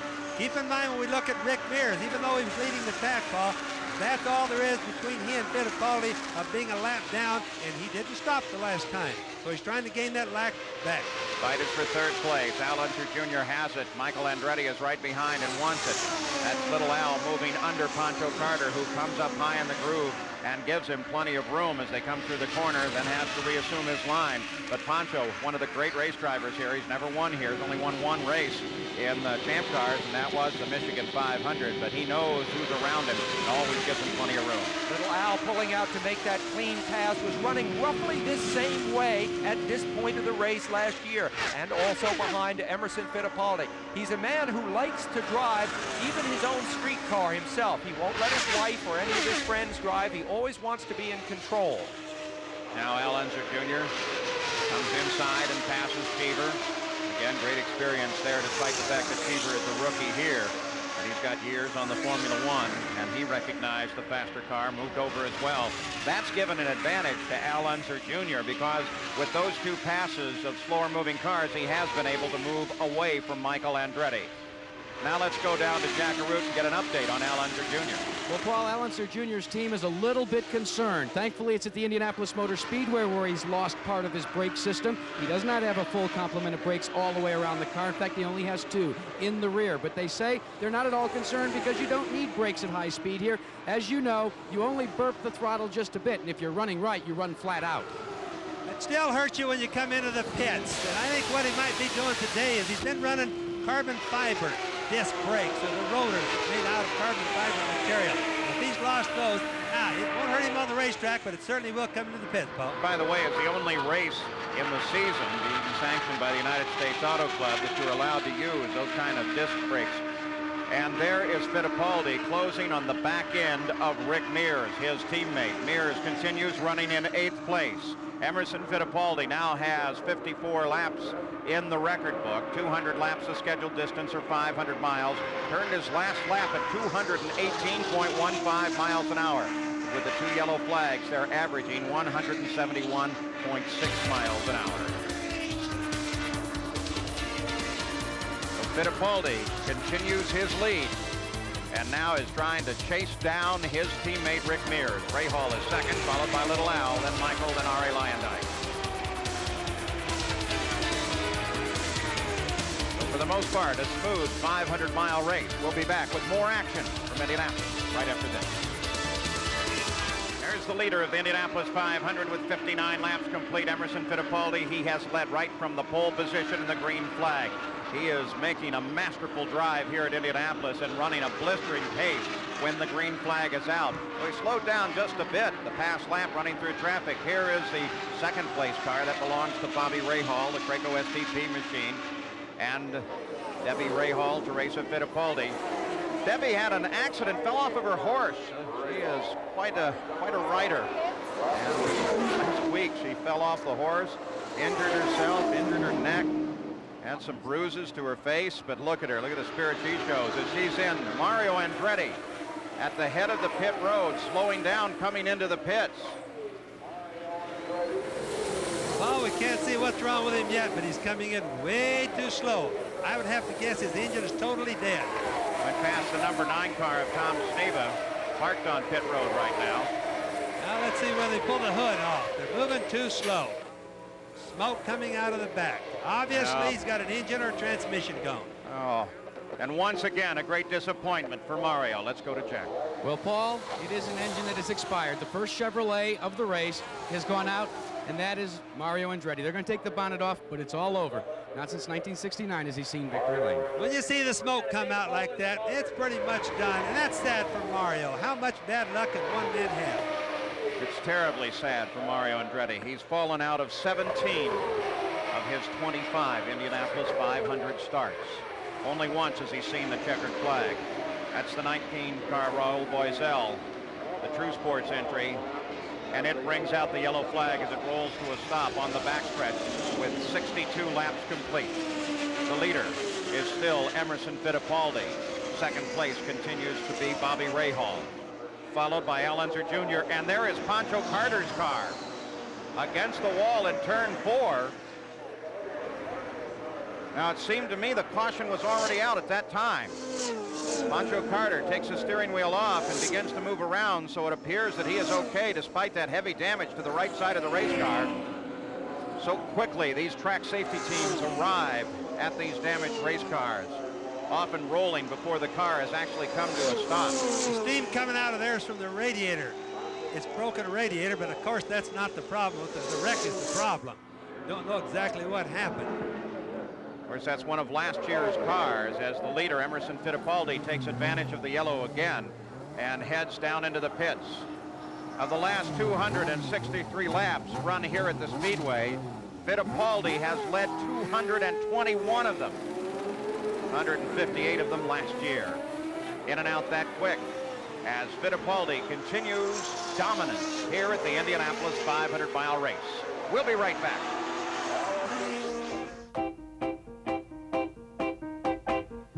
What's a race without a hot dog? At Indy, 300,000 hot dogs are served in the month of May. String those dogs together, and would you believe this? They'd stretch 28 miles, or more than 11 times around the racetrack. the hook is Pancho Carter's car after its contact with the wall coming out of the fourth turn. We have some views of that accident for you. Remember, the race course was under yellow at the time this occurred. Take a look up at the top. You can see it as it picks up. Pancho's already spinning. It looked, Bobby, is almost as if he was heading for the pit road. Well, it does, Paul, but my guess on that would be is that he cut a tire. A little debris on the racetrack.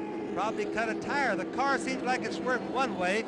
Let's look at this other one here, top of the line. He just started a massive spin. It was way too early for him to lose that race car. And the race car just violently spun. Now, normally that's a flat tire that causes that. Take a look here. Again, Pancho Carter lost it really before the center of the turn. And slides to a stop, did not appear to be hurt. Let's go to Jack Harroun. Oh, Mario Andretti continues to be haunted by problems here at Indianapolis Motor Speedway. A blown engine. Well, the blown engine, big surprise because it's quite early in the race, and we certainly didn't press that hard to take anything out of it. Just one of those things. The track conditions, we're seeing a lot of cars that are awfully loose, blistering tires, major changes. What do you attribute all that to, Mario? Well, the reason I blistered a tire, it's not the tire's fault. I picked up a puncture, and that induced the blistering. So I had no problem at all with the tires. The Goodyears is just running beautiful. We'll have to wait until 1991 to see if Andretti can score his second. Well, there is A.J. Foyt working his way around the track. The Valvoline Timing System driver summary. He currently runs in 6th place, and many people feel he is still capable of winning. A most fascinating driver, the winningest driver in all of IndyCar history. And Jack Harroun took a very special look at A.J. Foyt. For 33 consecutive years, A.J. Foyt has made this walk from Gasoline Alley to the front stretch of the Indianapolis Motor Speedway and a ride in the Indy 500. If somebody would have told me the first year I was fortunate enough to qualify here, that I would be here, you know, for 5 decades and run this many different types of cars, the odds are just against you probably 1,000 to 1. I couldn't believe it the other day myself. After I qualified and talking about 33 years straight, I just couldn't believe it.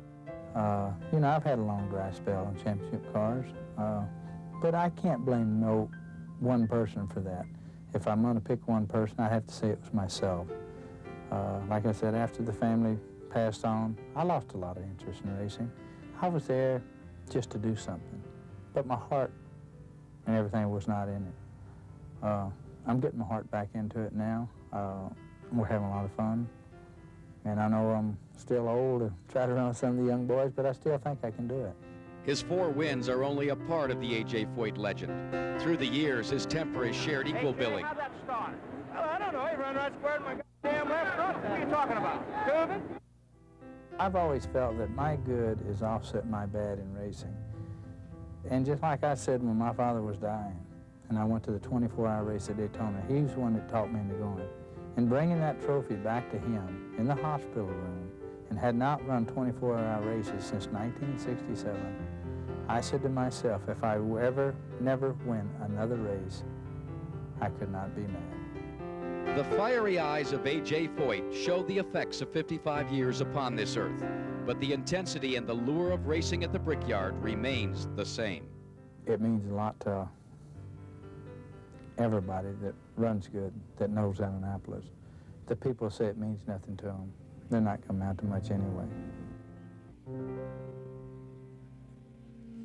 The Grandmaster A.J. Foyt. By contrast, the young Al Unser Jr., who's never won the Indianapolis 500, but last year he was oh so close. Foyt is in 6th place, anticipating a green flag. As the track should be clear, Bobby Unser, we're seeing a rather transient track surface this year. A lot of changes, and not many of the teams have been able to follow with it. A lot of it's caused by this weather, Paul. Lord only knows we've had enough rain. All right, Fittipaldi's lined up right there, ready to go. Now they have indicated that they will go yet another lap while they get all of the emergency crews back on station.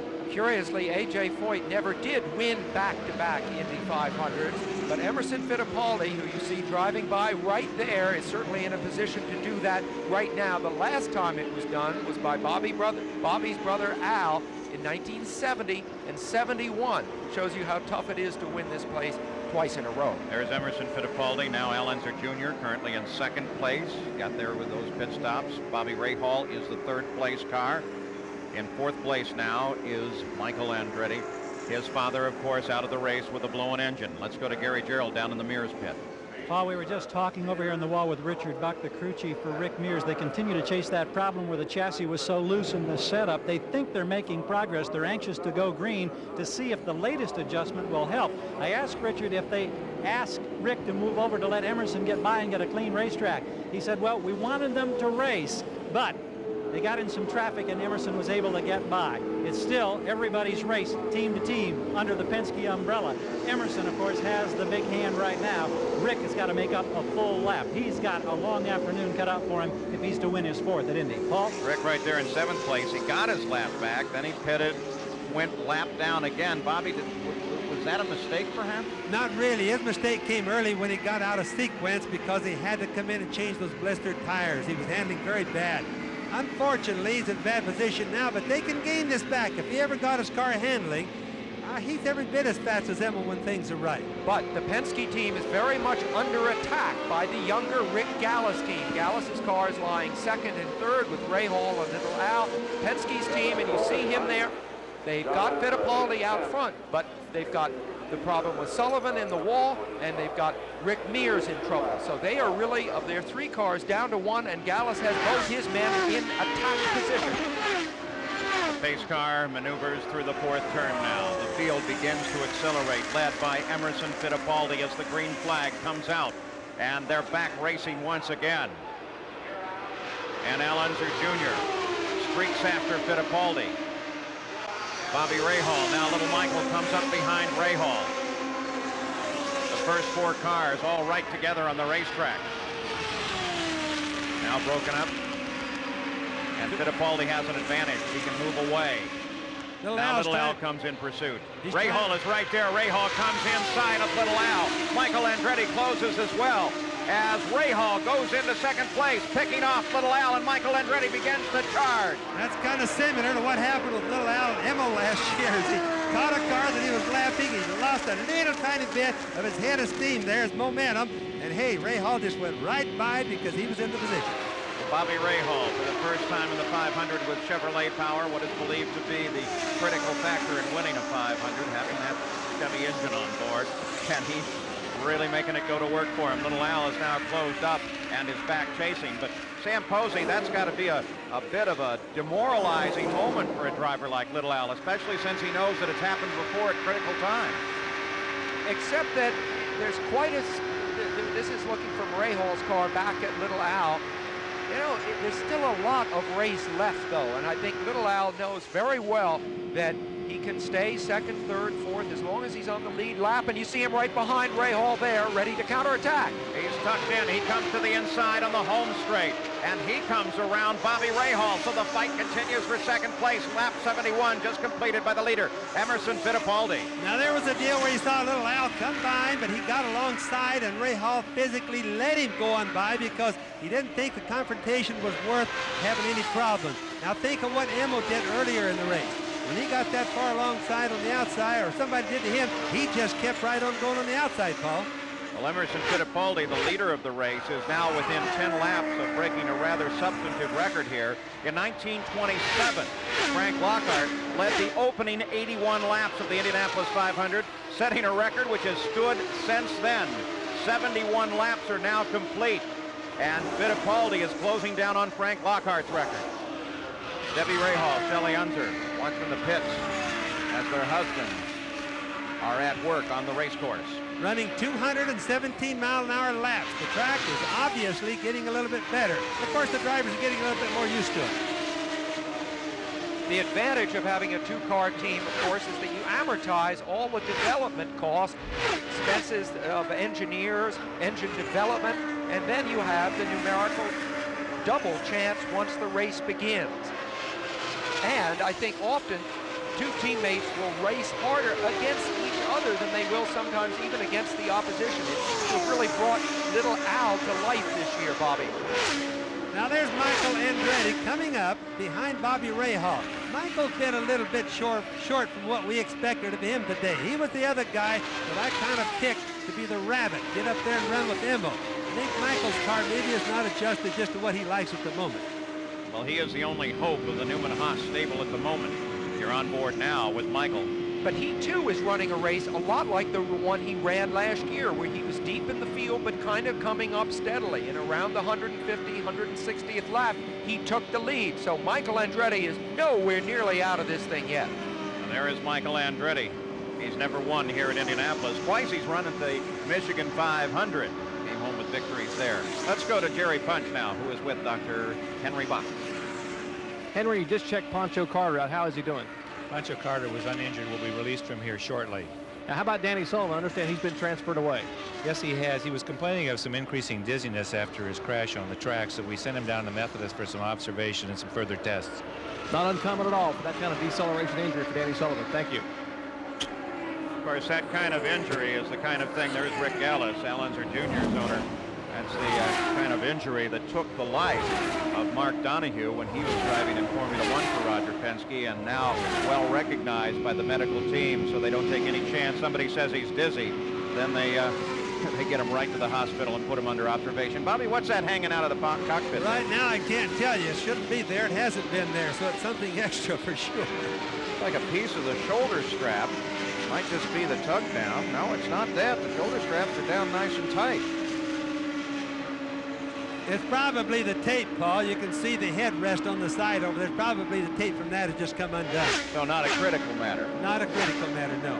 You see on the right of the screen there that blue strap up to his helmet. That keeps his helmet and his head from sliding out because of the G-forces in the left-hand turn. And the cords right on the bottom, that's his radio. That's how Rick Gallis talks to him, and how he communicates back to Rick Gallis. Well, Emerson Fittipaldi continues to speed at 213 miles an hour on the last lap toward Frank Lockhart's record. 76 laps are complete here, and there he is, Fittipaldi, still leading this race. This is a classic battle between the Penske team, who is so much a part now of the tradition and history of this place, and Rick Gallis's younger team coming on strong.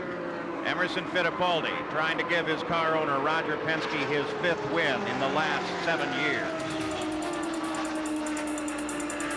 Second is Al Unser Jr. ABC Sports coverage of the Indianapolis 500 will return after this message and a word from our ABC stations. Our live coverage of the Indianapolis 500 continues.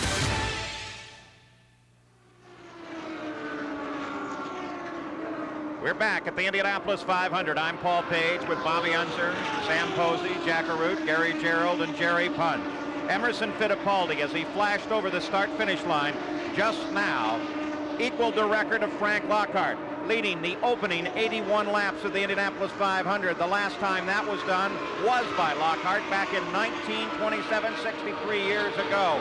When he comes around again, he will go into the record books as having led the most laps from the start of the Indianapolis 500-mile race. The second place runner is the car right behind him on the track, and that is Al Unser Jr., followed by Bobby Rahal, then Michael Andretti, and Arie Luyendyk. So far, a true tone has not been set to this race. You can see A.J. Boyd is still there running on the leader lap. It seems that many of the teams are playing it very safe, Bobby Unser, looking at their own tactic. The 41 car is John Andretti. He runs in 8th place right now. I think there's been more game planning going into this race than we normally have. And think about all the lack of practice during the month of May. I still think that's having a factor on the race. This is a pretty good run for John Andretti, who got the ride really just before the start of the season when he finally was able to move in this car and Porsche decided to field 2 cars. And often he's been the fastest on the team, and often he's been one of the fastest guys in the practice here at the Speedway. Average speed of the race thus far, 168.6 miles an hour, but Fittipaldi has got the speed of his car up, averaging about 217 miles an hour each lap. His last lap, for example, was 218 and a half. Now, normally we would expect him to have been about 220, 222 right there. There's Emerson Fittipaldi as he works his way around this track. Let's get an update. Jack Arute. Paul, you talk about getting a hard handle on getting the tone. Here in the pits, it's the same way. I'm with Rick Reineman, the crew chief for Emerson Fittipaldi. You're not at all concerned. You've made no changes to the car. In fact, in that last pit stop, you didn't even change tires. No, so far, apparently we pitted right with the setup. The track condition is suitable for where we have the car. He's happy with what he's got. Now, what about the problem on Danny Sullivan's car? Nigel Bennett, Chuck Sprague talked to you, told you what they think is wrong. Are you concerned that that might fail on your machine as well? Not really. It's we've checked our wheels, the ones that we did change, and we're happy with what we see. They're concerned that it might have been a bearing problem, but no concerns, as you can see here. And as you said, kind of tough to get a handle on just what the tone of this race is. Rick Reineman, great at monitoring Emerson Fittipaldi, a new crew chief for Fittipaldi this year. Rick, as a chief mechanic, has not yet scored a win with the Indianapolis cars. They're on board with Bobby Rahal as Rahal threads his way through traffic, running in third place. You got a glimpse for a moment there at the top of his helmet. Most of the drivers this year have some sort of aerodynamic device on the top of the helmet, and what's that's doing, Bobby, is smoothing the air over the helmet and trying to break it up. You see him there in the upper left-hand corner of the screen on the upper right side of his helmet. Mostly that's keeping the wind from just pulling you right out of the cockpit. For sure, Paul. The helmet is somewhat like a wing. There's every different type being tried here that you could ever imagine, but the idea of that is a spoiler to stop the air from sticking to the helmet, make the air tumble over it, therefore leaving the helmet alone so it won't just jerk it up. On board with Bobby Rahal, the 1986 winner of the race. Al Unser Jr. rolls down into the pits, comes out of his position on the track, lined up behind the leader. Here's Gary Jarrett. Paul, there was concern about those front brakes. We just asked Rick Gallus a lap before he comes in now for service if they still had the problem. He said no, amazingly it had gone away. You saw he hit the marks right on. He's off the jacks. He's about ready to roll. It's roughly 13 seconds and everything looking much better right now for Al Unser Jr. 13.6 seconds. And here comes Fittipaldi. Now, will he be able to catch Al Unser Jr. and put him a lap down? Little Al's on a pretty good roll right now. It's going to be close. This is a scheduled time, by the way, for stops. We expect to see a number of the crews stop in the next few minutes. Paul, that was really, for my calculations, was too early for little Al to be coming in. I expect that they wanted to do some sort of an adjustment to it because he'd only stayed out like 23 laps. Well, at least they're playing it very careful here. Maximum distance you might be able to go if you're really to push it, Bobby. Oh, about 33 laps should be the most today, but they working at it. They add laps to it as they go. They started off, their plan was 25 laps on the first pit stop, and then to go on up to around 30 laps. Now, little Al should have been 30, but it was 23 instead. Emerson Fittipaldi continues to dominate the Indianapolis 500 with 87 laps complete, breaking Frank Lockhart's 63-year-old record. Will he win this race again? We'll be back. Indianapolis 500. Brought to you by Miller Genuine Draft. Cold filtered for real draft taste, so tap into the cold. And by Goodyear Eagle Radios, the best-selling performance radios in the world.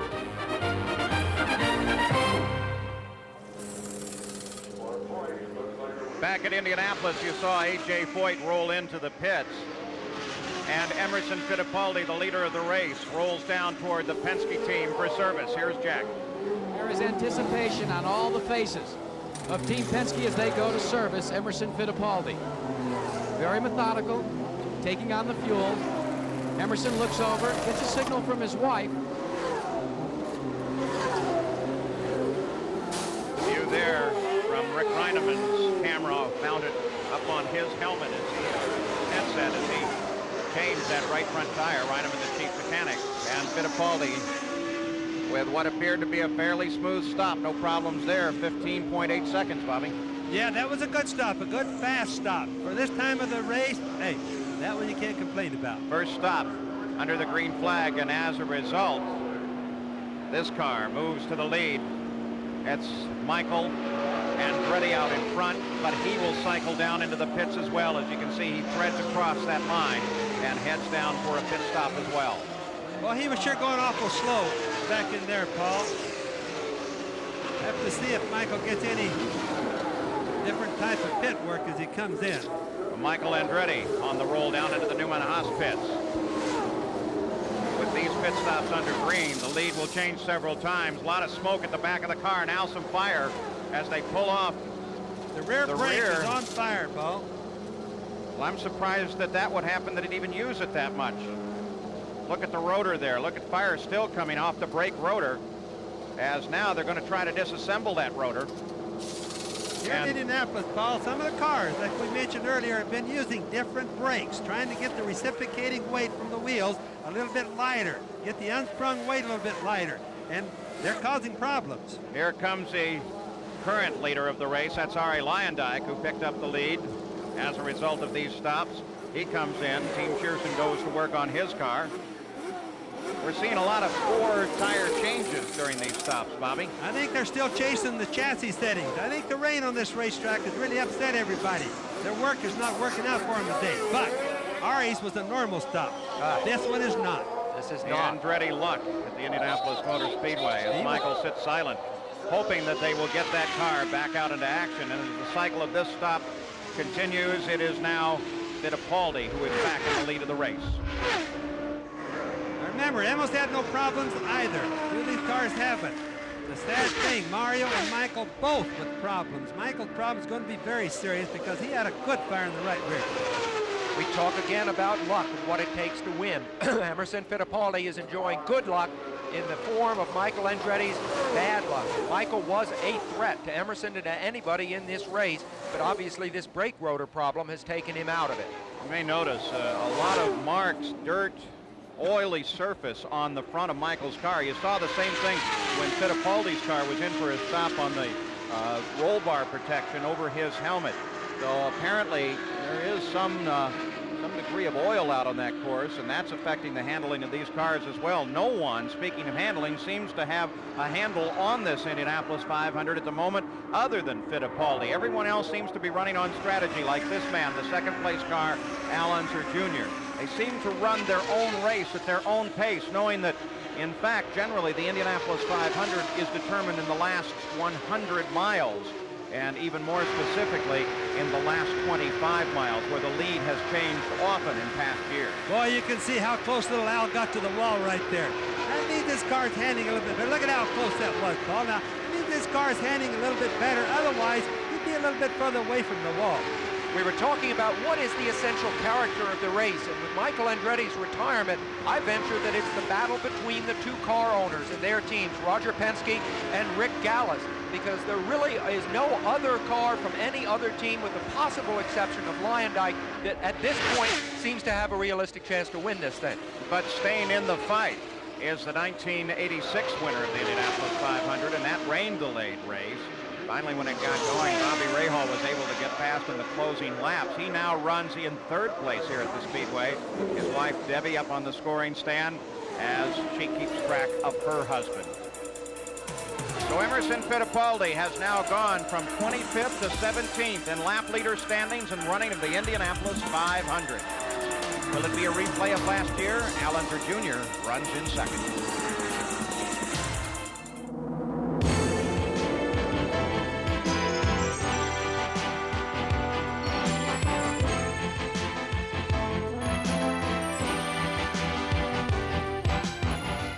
Designated as one of America's national landmarks, the Indianapolis Motor Speedway Museum keeps alive the history of the Indianapolis 500. Come visit with us and find out why the 500 is the greatest spectacle in racing. Back at Indianapolis, live coverage of the 74th running of the Indianapolis 500. Emerson Fittipaldi, the leader, has now completed 101 laps. That is the minimum official distance of the race, but weather does not appear to be a problem here today. Despite the fact of the buildup of some clouds over the speedway, it appears that we are going to race this thing right to the 500th mile. A.J. Foyt runs on the track. Rick Mears is right behind him in a fight for 5th place. And there is Rahal. Rahal moves into 2nd place, getting around Al Unser Jr. Now, keep in mind, as you watch Bobby Rahal, the number 18 car, The number 18, Sam Posey, has never won the Indianapolis 500, and sometimes it's just little facts like that that can actually affect the performance of the driver. I'm sure a number of people have then mentioned that to him this month. Yes, but Ray Hall, of all the drivers in this race, is probably the smartest. He would never let you know that. He's great at being personable, approachable, open. I doubt that any kind of superstition would affect him at all. Having said that, by the way, he managed to give up smoking by working with a hypnotist. Sam, I tried the same thing. The hypnotist didn't work for me. I found I just had to quit. I wouldn't touch that one with anything, Bobby. Let that one sit right there. So Al Unser Jr. threads his way around the track, running in third place now. Arie Luyendyk is continuing to run right in fourth place, so he's staying in contact with the leader.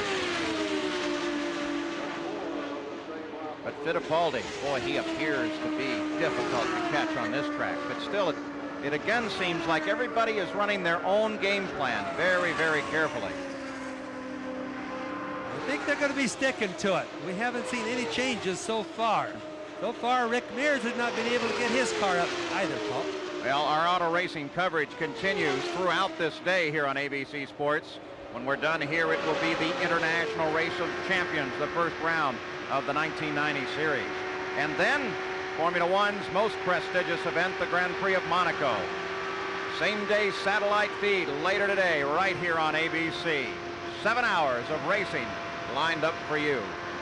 Currently, it's the Indianapolis 500, the 74th edition. Emerson Fittipaldi has been the key factor. He started on the pole. He moved immediately to the lead. He stayed in the lead until about lap 84, and then making stops under the green for the first time in the race.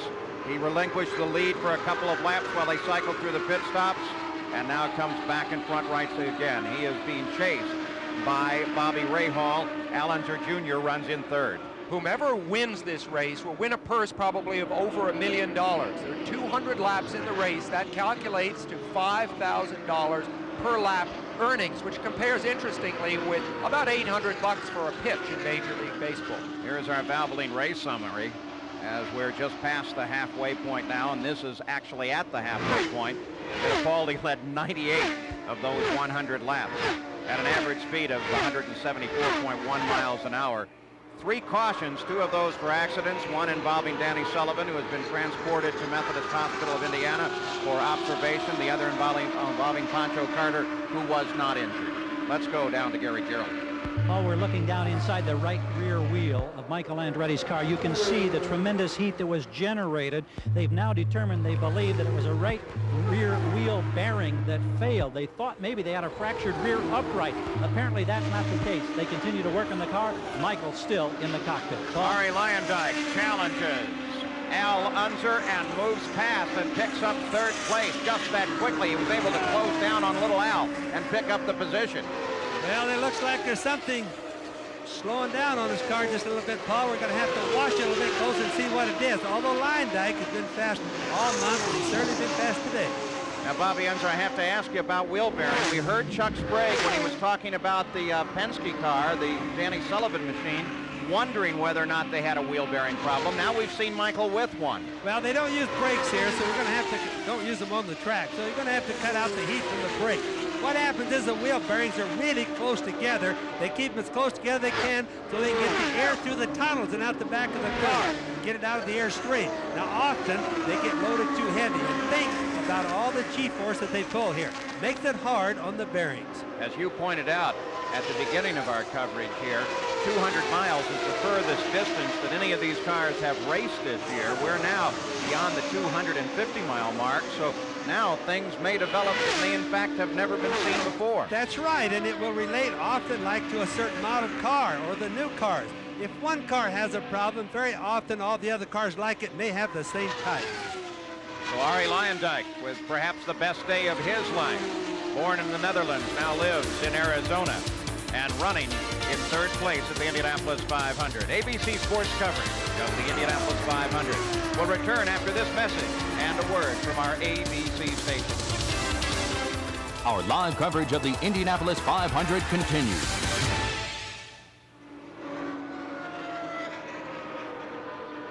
Back live at the Indianapolis 500, past the halfway point. 113 laps are complete. Emerson Fittipaldi turned his last lap in the lead at 216.5 miles an hour. Second place is Bobby Rahal. Third place is Arie Luyendyk. Al Unser Jr. has dropped back to fourth. And right now, running up in fifth place is Rick Mears, but he is well off the leader's pace. Only the top five are on the same lap with Emerson Fittipaldi. Basically, you've seen everything that's mattered at the front of the field. It has been a strange Indianapolis 500, with most of the front of the order remaining static as we look at the 30 car, the Domino's machine of Arie Luyendyk, working his way on to the main stretch. An interesting race driver. Grew up in the Netherlands, came over to the United States trying to get an opportunity in the Indy cars, has been very skillful, but has never seen the checkered flag as the leader of a race. Driving for a new team, the Doug Shearson team. Very good team. Team Little Al right there used to drive for. Let's go to Jack Harroun.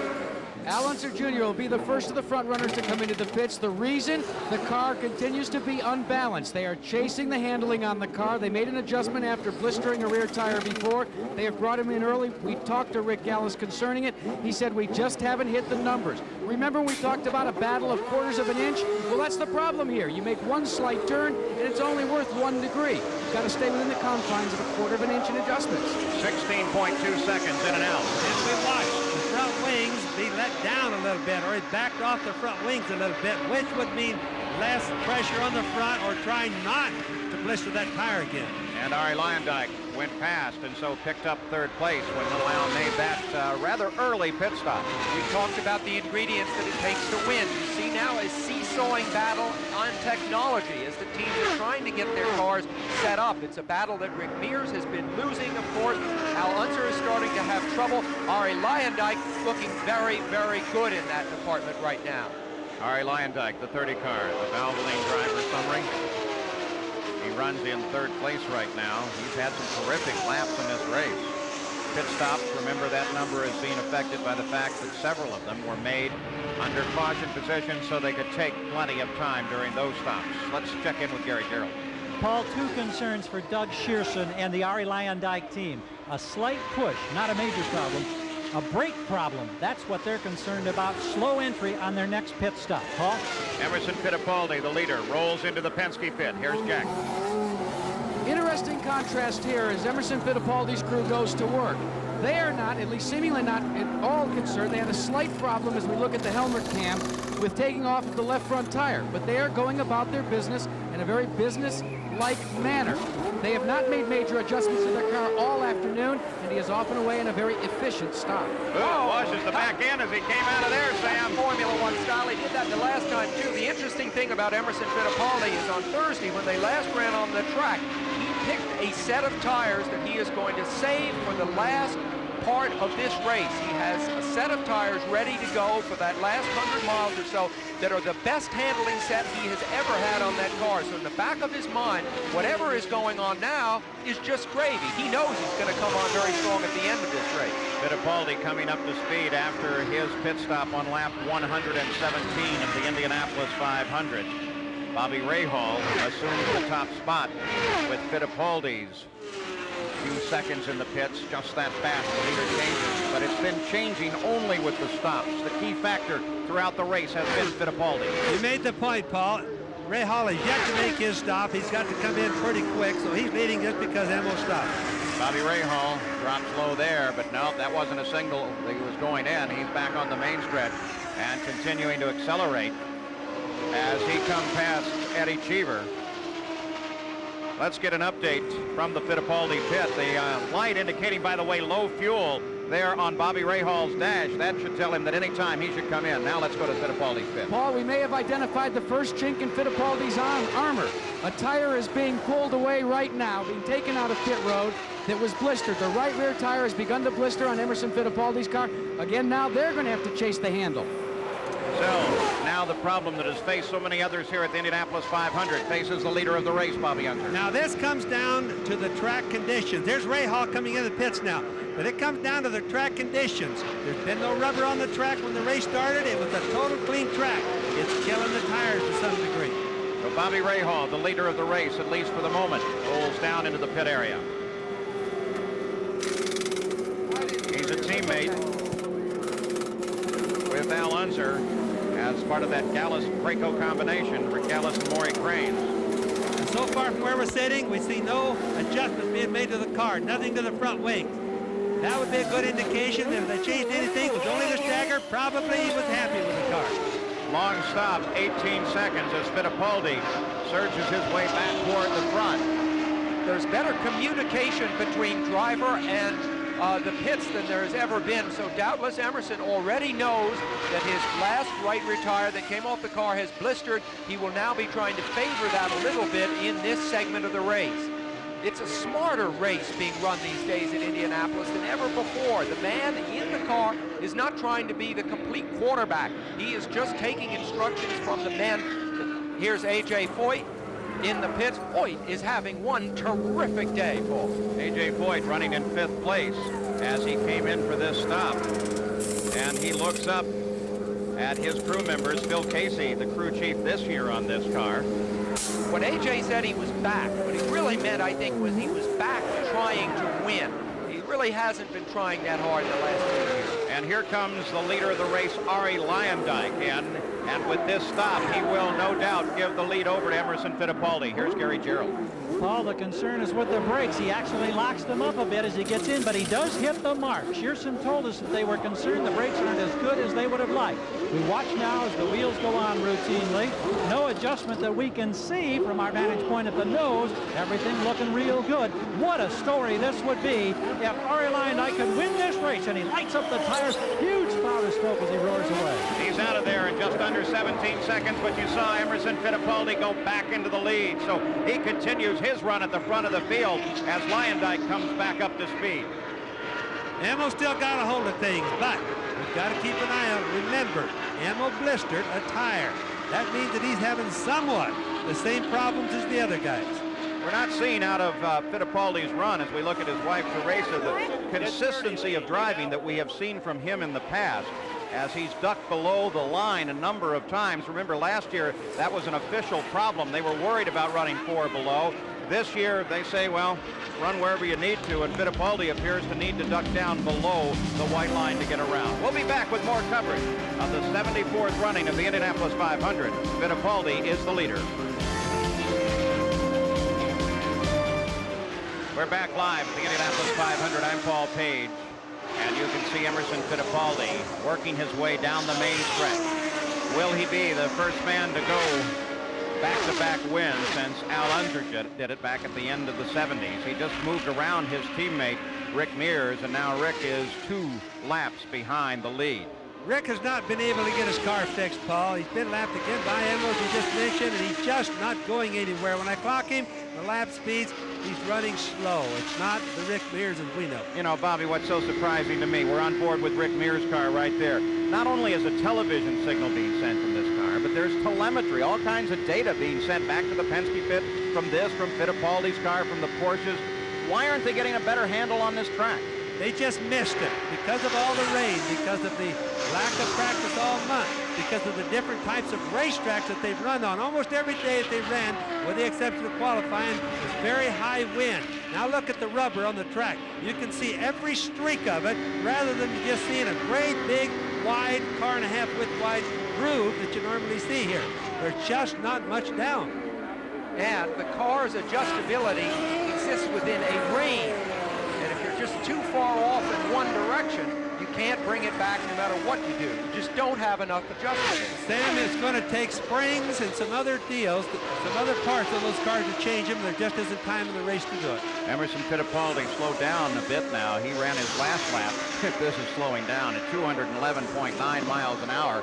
The average speed of the race is 180.1 miles an hour. Continuing at that pace, Fittipaldi would, in fact, set a record for the 500 miles, but there is still some distance, of course, to go. There's Rick Mears. He runs in 5th off the leader's pace. 3-time winner of the 500. Never started from the center of the front row as he did today. Probably he started from the front row more than any other man. Probably there's nobody in the race more technically minded than Rick, and more aware of his predicament, more struggling to come up with something that he can do to fix it. But 2 laps down now, that's a long way to have to make up. We should mention that Michael Andretti had a rather lengthy pit stop of 15 minutes. You saw when he came in and he had that wheel bearing problem. They have made repairs to that car, and he's back running on the circuit. Yes, and keep in mind the repairs may not be as good as they would be if they had time to go back to the garage and do it. But back on Rick Mears, it's very seldom we ever see this man miss his setup as far as he's missed it today. There's Chris Mears, his wife. She sits up in the center of the Penske pit organization there, timing her husband, making a notation of his time and speed every time he flashes across that start-finish line. Fittipaldi still out in front of this race. Comes around one of the Granatelli cars. Moves to the inside. Vince Granatelli following in his father's tradition. Emerson Fittipaldi, of course, retired from racing and decided to come back in the Indy cars. We asked him what his motivation was to keep going. If I have to pay now to drive a racing car, I would pay and drive a racing car. And I think that shows how much love and how much motivation I have just to drive a racing car. And for the sport to be doing the whole championship here, doing the whole series, I enjoy it. I mean, I have this desire to win as more than ever because I just love the sport. And believe me, he could pay if he had to drive a racing car because his outside businesses in Citrus Road, clothing, men's clothing, speedboats, auto accessories, especially wheels, which he enjoys designing himself, auto dealerships, all added up last year to more than $50 million worth of income. So this man is a one-man conglomerate. And an update on the driving summary for Emerson Fittipaldi to this point in the race. His fastest lap, pretty good at 222 miles an hour, Bobby. That's very fast, Paul, but that shows one thing, that the potential was there to do it, but he's slowed down right now, and I reckon that's his team that's slowing him down. Tell him to save the car and maybe save a little bit of fuel. Jack Harroun has an update on Emerson. Well, the benefit of being part of a three-car team, Paul Page. We've talked and documented the situation with Rick Mears going 2 laps down. We checked with them in Rick Mears' pit. They feel they have solved their blistering problem, their handling problems. They've passed that information on up to the Brain Trust further up pit road here. That, of course, Rick Reineman and the crew for Emerson Fittipaldi. They did say, however, they were concerned as to whether the fix would work or not in terms of how to solve the blistering problem on Emerson Fittipaldi's car. What they did, they added some more wing. Yeah, but as you mentioned, Teresa Fittipaldi, every time her husband comes along, she gestures toward him. She's infusing him, she says, with energy to continue on. She did a pretty good job of it last year. That was horsepower. It would really help. There's Jim Crawford as he makes a stop. Buick-powered machine. Crawford, you'll remember, did that little extra airborne flight. Maybe came in and gave him aviator's wings as a result of flying across the short chute at the south end. Guy's been hurt here so many times, it's a wonder he keeps coming back. Very nice person and an awfully good race driver, Paul. Jim Crawford running 19th. Yes, one of the true gentlemen here at the Indianapolis Motor Speedway. There is Scott Brayton. Now he's running 7th right now with perhaps the best improvement thus far. He started 26, now runs 7th. Here comes Fittipaldi heading for the pits. Here's Jack. This is definitely an unscheduled pit stop. A quick survey of the tires all the way around. Still going methodically around the car, even though, as we said, this is an unscheduled stop. The crew is adding fuel, taking advantage of this, but this will be costly for Fittipaldi in his chase for the lead. Another blistered right rear tire, Paul. 15 seconds in and out as they fight a changing course surface here. Bobby Unser has touched on it before. We'll do it again. It's rained a great deal here during the practice. Bobby Rahal, of course, picked up the lead of the race with that stop by Fittipaldi. It's rained so much that it's washed the groove away that the cars wore in during the practice. Very, very heavy rain.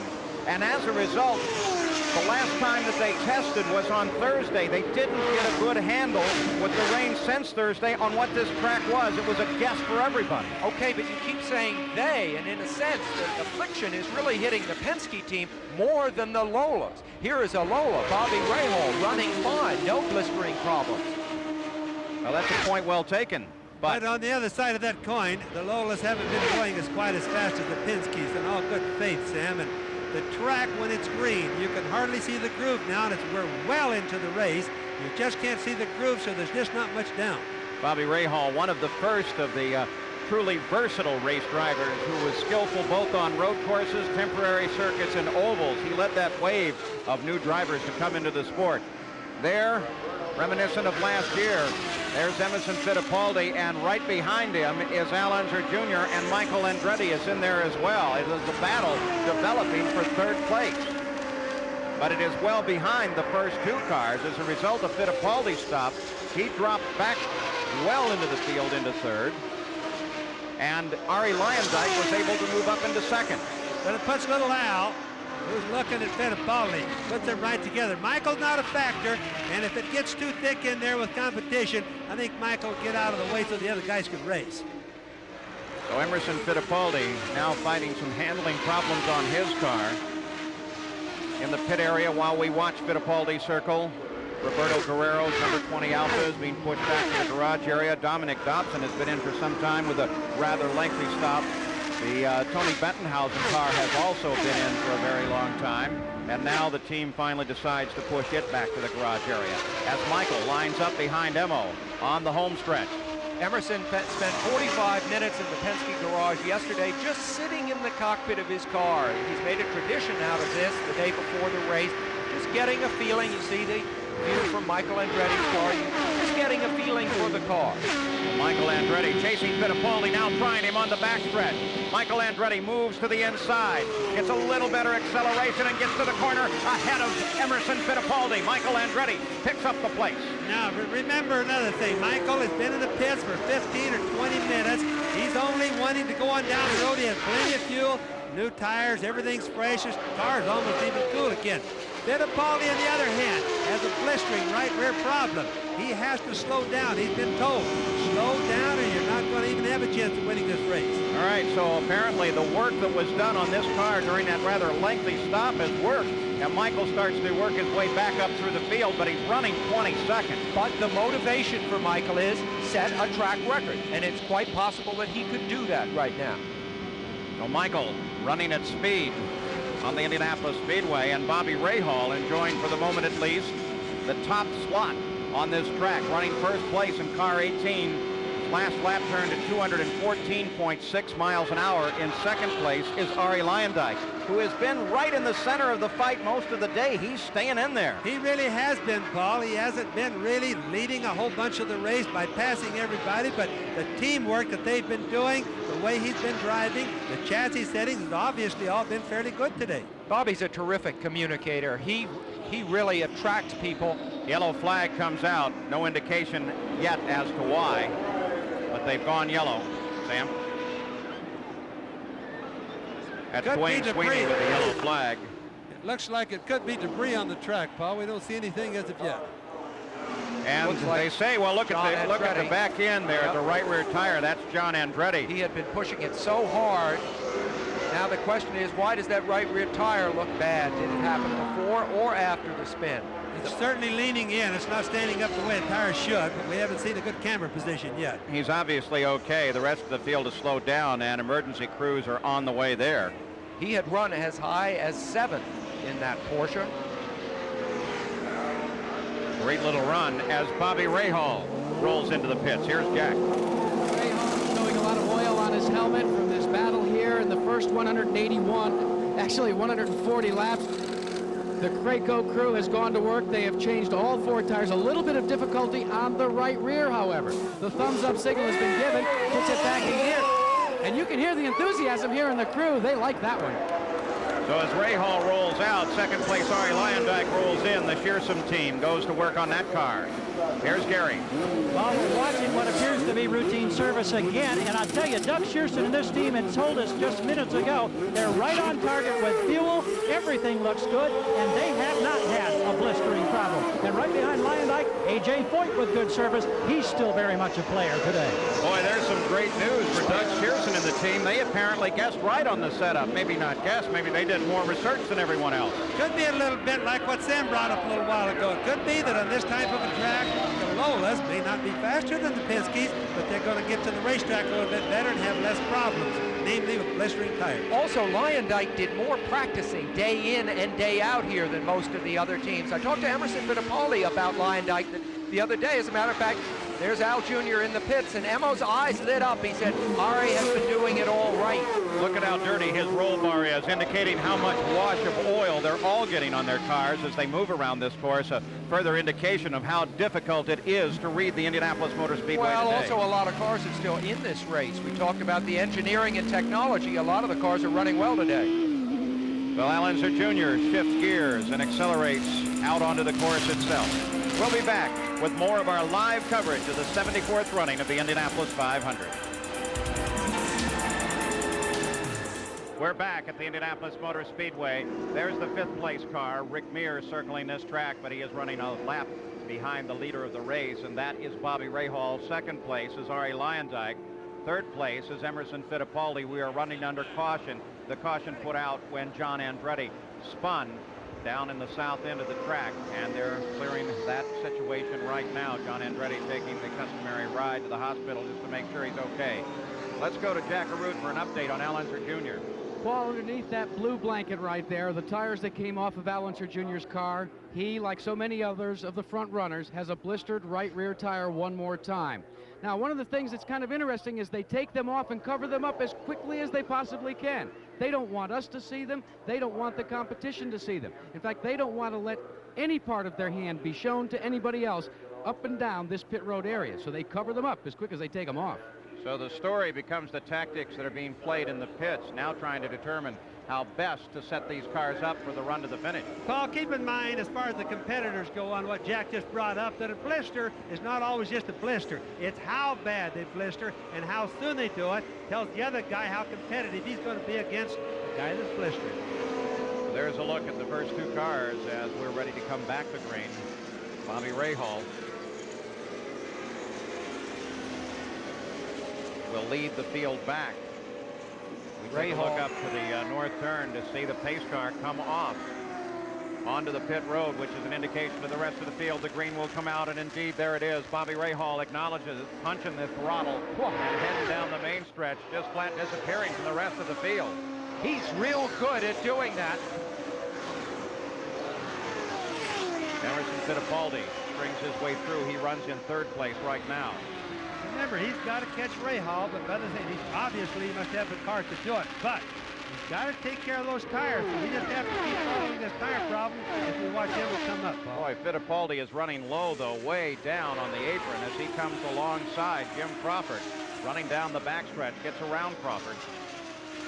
Someone with Fittipaldi's road racing background feels comfortable running down that low. That's the way you do it in road racing. Well, Sam, what happens right now is that he's hunting for dry pavement. He's hunting, like Paul said a little bit earlier, there's a lot of oil out there. And he's hunting for places where there's no oil. And obviously you go down to find that, not up there on high side. Rick Mears running in 5th place, made up one of his lost laps when Fittipaldi pitted to repair and replace those blistered tires. Al Unser Jr. is now beginning to close down from 4th place on this, the 3rd place running car of Fittipaldi. Emerson is often late to things, simply not because he's impolite. It's because when he's talking to somebody, he can't stand to walk away from them without having given them the full benefit of the time spent with them. But it's funny, when you try to make an appointment with Emerson, it better be about 2 o'clock, not exactly 2 o'clock, and you'll be lucky if he shows up at 3. Now, Fittipaldi has been one of the great champions of the 500, though, recognizing the duties and obligations that are assumed by a 500 champion, and that is specifically to the fans, to spend time with them, to sign autographs, to give speeches and make appearances. He's been very good at that this past year. Let's talk about oily conditions on the track as we watch Emma work his way up. It changes, you know, usually about from, say, a third of the way through 3/4 of the way the track gets the slipperiest that it's going to get. In the latter part of the race, ironically, the track gets better. We should see the speeds come back up then, very similar to what we saw last year, Paul. Taking a look at the rookies in the field as we continue to watch Fittipaldi. Eddie Cheever is now running 9th, the fastest rookie qualifier. Scott Goodyear is running in 12th place, the Canadian rookie. There is Cheever, that 25 car, fastest rookie in this 500 field, coming out of the Formula One. Cheever had more than 100 starts in Formula One without any victories. And you wonder, as he comes here will he catch on in this other form of the sport? I personally think he will, but he certainly has been dogged by an awfully long losing streak. Right behind him is the fourth place competitor. That's Al Unser Jr. Yes, and little Al, keep in mind now, he's been having a bit of a tire problems too. We saw his tires covered up so the competition wouldn't see it. But the wind has come up just a little bit. And this will change their handling just a little bit also, Paul. There's Fittipaldi. He rides in third place right now. And as Bobby has suggested, the wind has begun to pick up. Matter of fact, it's coming out of the east here, was not the prevailing direction at the Indianapolis Motor Speedway, and tends to swirl from time to time. If that becomes any more severe, it will definitely have an effect on the handling of these cars. A wind gust can really move you over, Bobby. Well, they're just hoping it's going to dry out, and if they are having problems, well, we know they're having problems, some of them. The wind won't have a tendency to make it any better. It'll make it worse for some. Cheever, who you see going by there, and now Arie Luyendyk. Luyendyk said something great to me the other day. He said, Indy is like every other race in the sense that it has a start and a finish. But he conceded that the in-between parts are pretty intense here. He's running so close to the grass, he's going to be into it pretty soon. That shows you the guys are hunting that dry pavement right now. Arie Luyendyk, 4 seconds behind the leader. There's his wife, Mika. Has not yet won an IndyCar race. The last time that the first career win in IndyCars was achieved here at the Indianapolis 500 was in 1966 when then as a rookie at the Speedway, Graham Hill won the race. Works his way past Teo Fabi down into the first corner. And we watch now for Emerson Fittipaldi, who is on the pit road and rolling back into the Penske pits again. This will send him even further back after early domination. He was as close as 6 seconds out of the lead. Not now. Running third when he turned in for the pits. These seconds tick away. He falls further and further behind. In fact, about 235 feet per second he falls behind for every second that he stops. And we still don't see any tire or any chassis changes. No changes coming on, but tires. Now what they're doing there is trying to heal the chassis handling up or to stop the blistering by changing the stagger in the And look at that, Fittipaldi now goes a lap down. The man who dominated the early part of the race falls a lap behind the leader, Bobby Rahal. Luyendyk continues in second. There is Rahal as Fittipaldi tries to come up to speed. Jack, you have an update? Jack Harroun. Paul, another blistered tire for Emerson Fittipaldi, and the term of the blister, first they started as small pockmarks. This one looked like the Grand Canyon as it came off the car. Kind of interesting, though, as we talked to the leader's crew chief from the Craig O'Gallus team, Barry Green, they have only had one blistered tire early on in the race. They made the adjustment, and Bobby Rahal says that the car feels very balanced right now. For somebody that's never driven a race car, what does that feel like? It's like hitting the perfect golf shot, getting the sweet part of the iron and getting it right close to the pin. And, of course, Bobby Rahal would know exactly what you're talking about, Jack, because he is a golfer. The Valvoline race summary. Bobby Rahal started in fourth, now in the front of the race. He's won here at Indianapolis back in 1986. And at 178 miles an hour, he can break his own track record by nearly 9 miles an hour if he continues running at this pace. At this point of the race, his chassis setting is often the best between the others. For example, he's in a Lola right there. Bobby Rahal leading the race right now versus like Al Jr. He's in the identical Lola, theoretically set the same, but they're always a little bit different. I'll tell you, the Lola contingent has to be pleased with performance at the moment as Rahal has to trip to the inside there. They've not won here at Indianapolis since Al Unser in 1978. So Bobby Rahal leads Arie Luyendyk 155 laps of the scheduled 200 lap distance are complete. We'll be back.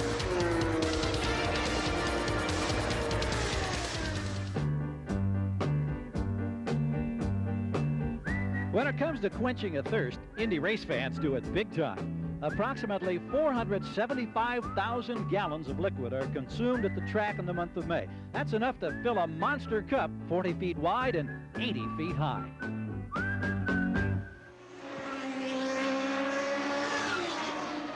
Back at the Indianapolis 500, Emerson Fittipaldi is lined up right behind Arie Luyendyk on the course, but Fittipaldi is a full lap down. Arie Luyendyk is running in second place. Fittipaldi needs to overhaul him. Al Unser Jr. was sitting there a moment ago, but then headed into the pits for what Bobby Unser appeared to be routine service with an 18-second stop. stop. It really wasn't routine, Paul. I just happened to sneak away from the monitor and watched it. They were adjusting his rear wing.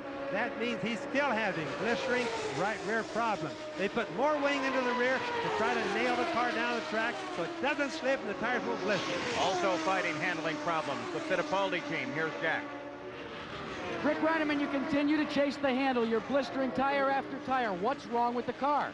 Well, the track is as hot as it's ever been this month, and right now we're adjusting our pressures to try and help the blistering in the tire. The last tire didn't actually blister. We didn't have any problem with the temperature or the pressures. It was a bad tire that had an air pocket in it, from what they're telling us. Now, you have a black book, you've got setups here. You didn't have this kind of hot weather, but why haven't you been able to get a little closer to the setup for this race? Well, again, the setup that we have on the car was according to the temperatures that we ran all month. The chassis is perfect, and that's what we set the car up for. We've made no chassis changes. It's just a set of tires that we're putting on. So it's still hunt and search here on pit road, Paul. And Fittipaldi still runs in third, one lap behind the leader. Second place is Arie Luyendyk out of Pearson Racing. What a great run they're having. Remember, their car finished in third last year, then with Raul Boisel at the helm, so they are fully capable of figuring out how to get to the front and stay there. Arie has conceded. You see there the relationship between the lead, Bobby Rahal at the bottom of your screen, and right there, Arie Luyendyk, now less than 2 seconds back. And he's gaining on him. This is a crucial part of the race. But keep in mind, Rahal doesn't want to ruin his tires. He'll probably allow him to get that close. All right, the battle for first and second. It is Rahal in the lead, but it is Luyendyk closing. Let's just sit back and watch this fight at the Indianapolis 500.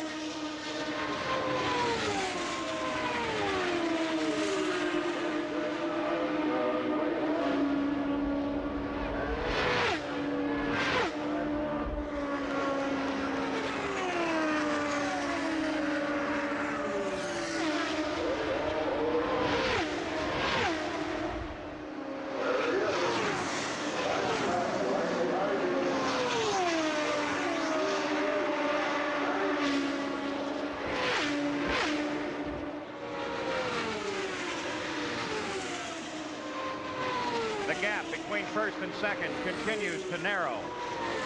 Luyendyk has been as close as 0.6 of a second behind Bobby Rahal. Rick Mears jumped in and out of the pits in 14.3 seconds. We continue to watch this battle, and Luyendyk continues to close.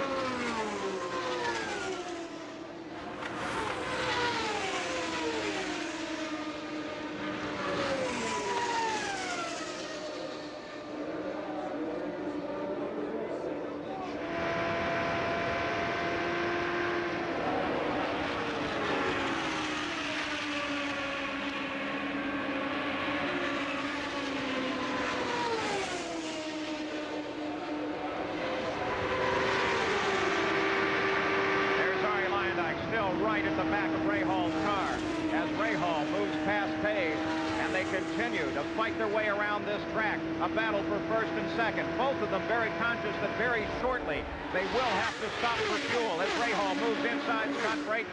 But at least they're in the same sequence. On their race should get better.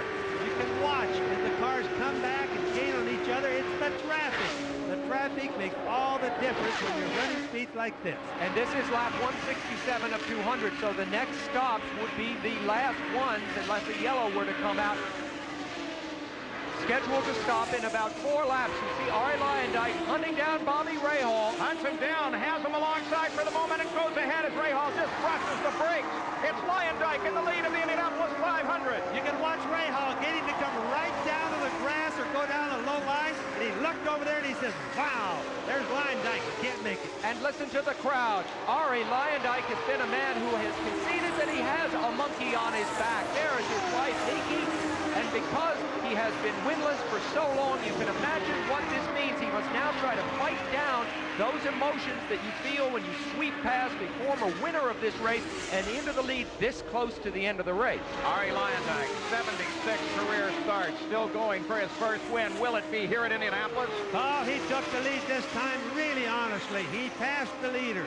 No more inheriting it, no more just being there, capable of taking advantage of the situation. He passed Rahal, and he did it nice. You can see that Luyendyk, though, like Rahal and many of the others, as several of the cars begin to head for the pits, is forced to go down very low on the course, giving further evidence of the changing conditions of this 2.5-mile oval at Indianapolis. Obviously, it's just not drying out. The track is not drying out as much as drivers had hoped. It's slippery, otherwise they wouldn't be that far on the bottom. Bobby Rahal chasing Arie Luyendyk now.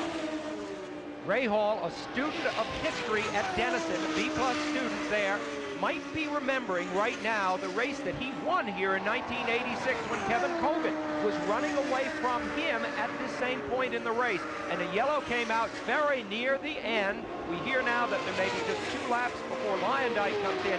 Rahal saw that lead of Cogan's evaporate at the last minute, and he was able to pass him with just a lap to go. The last win for Arie Luyendyk's team, Team Shearson, was 1986 in the finale at Miami. At that time, Al Unser Jr. was the driver. Just to show you that the cars are still capable. The last lap, 219 miles an hour. Watching for a stop by Bobby Rahal. There you see the Craco STP team waiting for the arrival of their driver, running in second place. The sign marking the point where Bobby will have to cut the car over to the left and move into the pits. And Rahal on the pit road right now. The crew waiting. This is a crucial stop. Here is Keckeroot. Bobby Rahal will bring his car to the orange marks here on pit road. He hits them exactly. They will take on the methanol fuel and change tires. They have elected not to make any chassis adjustments on this final stop. Rahal takes a drink, a wet rag to clean the oil off his visor. They check the inlets to down by the radiators, taking on as much fuel as they've got. He spins the tires, and he is off and away in 18.2 seconds. In 18.2 seconds, but one of the crew did, in fact, reach over and adjust the left front wing on Rahal's car as Luyendyk screams down the main straightaway. The left front wing, Paul, would be the least adjustment that they could do. In other words, that would be considered a minor one. But nobody has ever fixed their car perfect here, you know. So Arie Luyendyk is in the spotlight at the moment at the Indianapolis 500 as Bobby Rahal makes his stop on the 172nd lap of the race. Bobby, that should carry him to the finish. Yes, it will, Paul. If we don't have a yellow like Sam brought us a little while ago, if everything keeps going like it is, we're going to see one good race to the finish. By the way, John Paul Jr. started 32nd and is now up running in 18th place. On the pit road now, here is the leader of the race, Arie Luyendyk. This will be his last stop as well. Gary Gerould is there waiting. And Paul, we wait with anticipation there. The nose is in sight. He glides in smoothly, right on target. What a story this man has been. What a story this team has been all during the month of May. Chevrolet power for the first time. We see blisters on the right rear, Paul, as it comes off. The first blistering for Arie Luyendyk. Bobby Rahal, there it is. You're looking at Bobby Rahal as he maneuvers around this track, and Arie Luyendyk moves back into the action. And a tremendous roar comes up from this crowd. Rahal at the head of the main straightaway. Luyendyk coming up to speed now. Green flag is out. We're continuing under green flag racing. Will Rahal catch Luyendyk? They run through the first corner. Luyendyk just ahead on the track. but still trying to come up to speed. Remember, Paul, the blister tire is telling us a story. There's still quite a few miles till the end. There's Luyendyk right there. It could be that he may have problems. Now remember, 219 miles an hour just a few laps ago. There's Luyendyk. There is Rahal just behind him. So Luyendyk was able to hold on to first place, but he is now being chased down by Bobby Rahal. And Rahal certainly knows how to move up and catch anybody in front of him. This is going to be a whale of an IndyCar race. Tough customer, that Rahal. So Arie Luyendyk, after what should be the final stop for both first and second, continues to hold on to the lead of the Indianapolis 500. ABC Sports coverage of the 500 will return after this message and a word from our ABC station. Our live coverage of the Indianapolis 500 continues.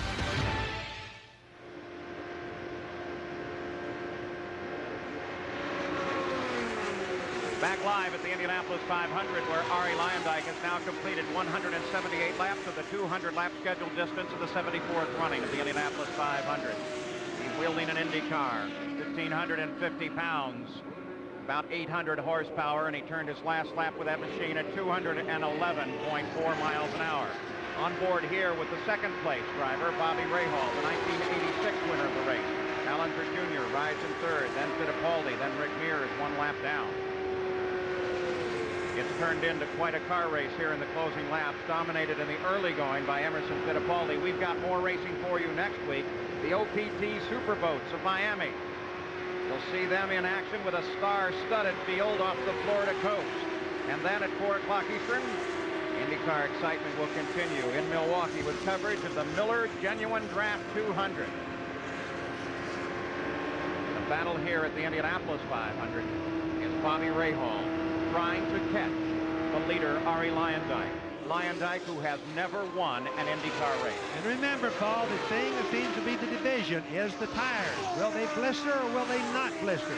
Once the tires blister, they can become unsafe very fast, and they won't get good traction either. Arie Luyendyk looking for his first win. A.J. Foyt's first win on pavement came here at his first victory at the Indianapolis 500-mile race.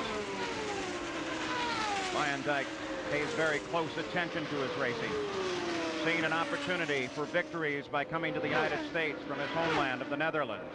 He says his life is very, very focused on racing. It is all he really cares to do. My life is evolved around racing, and to quite a degree, actually. And that works for me. I know some drivers who don't. I know some drivers who can go home after a race and go sightseeing for a week. Well, that's not me, because I need to, 2 days later after the race, I need to be back in the health club, because that's part of my job, part of my racing. So I'm really 100% focused, really. Arie Luyendyk, and right behind him is Emerson Fittipaldi trying to unlap himself. There's Mika Luyendyk, his wife. An ironic touch in 1986 when Rahal won. It was Luyendyk's spin with 6 laps to go that brought out the yellow that allowed Rahal to close up and pass Kogan. Now Luyendyk, who helped Bobby 4 years ago, may be about to deprive him of his second win. You just watch. There's Luyendyk. There went Fittipaldi by. That's that never-die attitude with Fittipaldi. If he passes Luyendyk, he's back on the same lap. The guy never quits, and there's only about 20 laps left. I'll tell you what, if Luyendyk is able to carry this car all the way to the finish, you're going to see a celebration, perhaps the likes of which we have never seen before here at Indianapolis. But can he do it? He has a veteran, Bobby Rahal, running just 4 seconds behind him. And Emerson Fittipaldi, though, for the moment, is a lap down, is not yet out of the fight.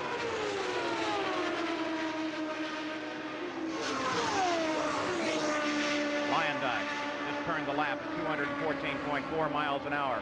Still running well over the race record. Racing now at an average of 183.6 miles an hour. And car 30, the Domino's Pizza Hot One, Arie Luyendyk is in front. We'll be back. Back at the Indianapolis 500 with 13 laps to go. You look down on this great speedway from the Goodyear Blimp America. The captain, Tom Canet of Houston, Texas. 25th time Goodyear Blimp has been over the speedway. By the way, the crew here wants to send out It's best wishes to Joe DeBonis, who has worked his magic as the director of our technical operations at ABC for so long. He hasn't been feeling well lately, but we understand he's on his way to recovery. Joe, we wish you well. Arie Luyendyk, 187 laps complete. Bobby Rahal is 6 seconds behind. Al Unser Jr. comes off the course from 3rd place and in for a pit stop, turning his last lap at 197 miles an hour, while the fight continues out on the course itself. And in anticipation of the 500th mile, now just 12 laps away, there is Al Unser Jr. He'll go a lap down with this stop, and fairly effectively, Bobby, out of contention. 18 seconds of the pits. Well, it's obviously, the way it looks to us, tire problems again, blistering tires. Not that we mean Goodyear's fault at all, means that the car's just not set good. The track is not hitting any laps on it, like they're racing today. They practice that way. What an incredible day for Arie Luyendyk and for his team owner, Doug Shearson of Michigan. He's won 6 times as a car owner. Never here at Indianapolis. 3 times with Danny Sullivan in '84 and 3 with Al Unser Jr. during the years '85 and '86. And now his car is out in front at the Indianapolis 500, and it couldn't happen to a nicer couple of men. It certainly couldn't. And you know, I thought that the battle was shaping up between what is in effect the 2 super teams, the 2-car team of Rick Gals, the 3-car team of Roger Penske, but the single-car team of Doug Shearson, with all the energy focused on this one car of Arie Luyendyk, is starting to look awfully good here. Look how low he ran right there in turn 4. Not only down to the yellow line stand, but completely has the car underneath it. Now, Arie has obviously had a little bit of tire problem too. He's really hunting that dry pavement. I'll tell you what, he needs, I would say, to be just a little more careful, because he's cutting it pretty close, and he does have about a 10-second lead over Bobby Rahal. Gary Gerould is now down in Arie Luyendyk's pit.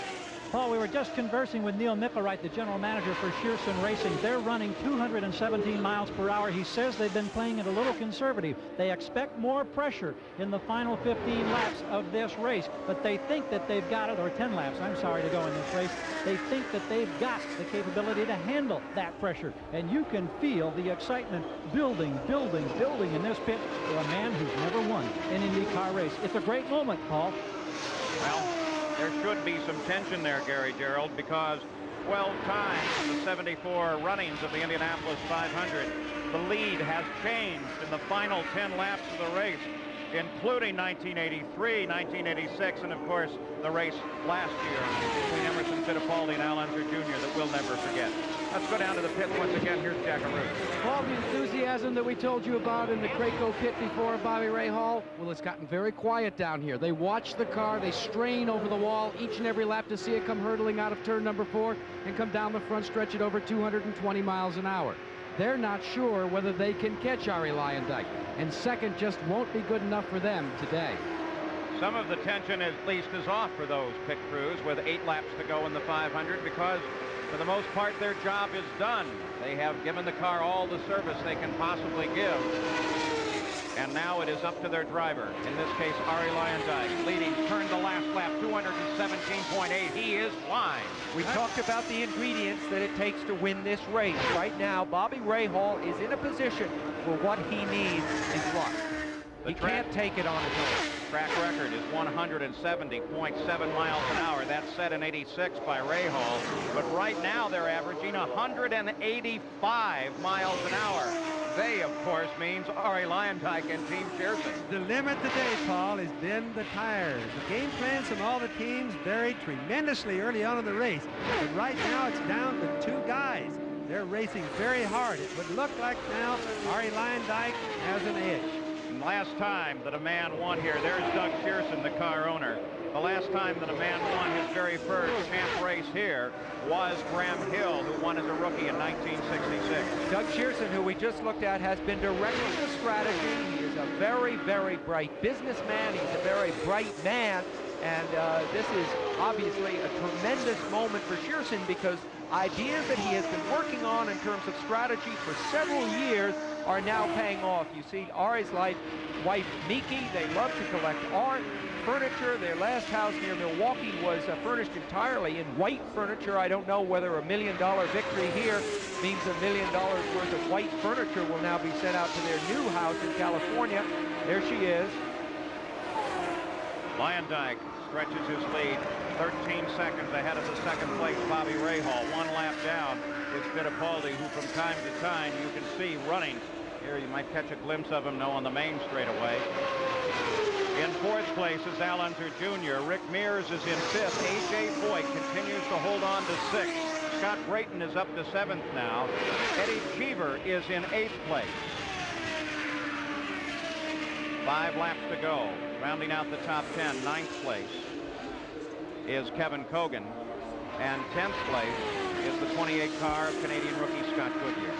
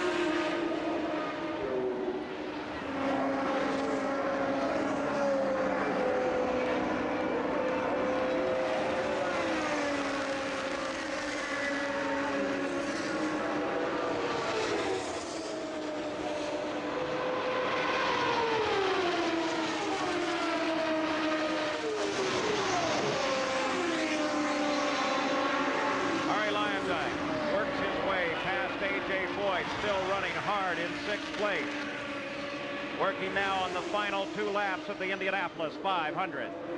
Luyendyk and Shearson, 2 men whose fortunes in racing have been somewhat held in check because they did not have one thing that they needed, a Chevrolet engine. That is what is making the difference for this team. They finally got the Chevrolet engine, and look at the difference that it's making. Kind of shows you that the rich and powerful don't always win. This is just a single car team versus the big multi-car team. Wayne Sweeney gives the white flag, signaling 1 more lap to Arie Luyendyk, and Emerson Fittipaldi comes past there, but it doesn't matter to Arie because Arie is a good 12 seconds out in front of the second place Bobby Rahal. Arie Luyendyk, 36 years old, half a lap now from having that monkey of winless streaks off of his back. What a race to win. An incredible win it will be, and at an incredible pace. 185.8 miles an hour, his average on the last lap. There's the main straightaway line ahead, and his destiny. Arie Luyendyk comes for the checkered flag and picks up the win as Arie Luyendyk wins the 74th running of the Indianapolis 500, his very first IndyCar victory.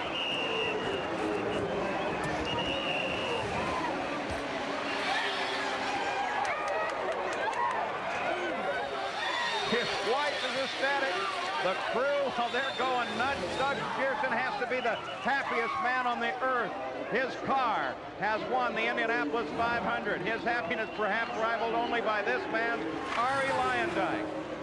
First win for Lola was back in 1966 with Graham Hill, but they've had a tough time showing up at the top of the column at Indy.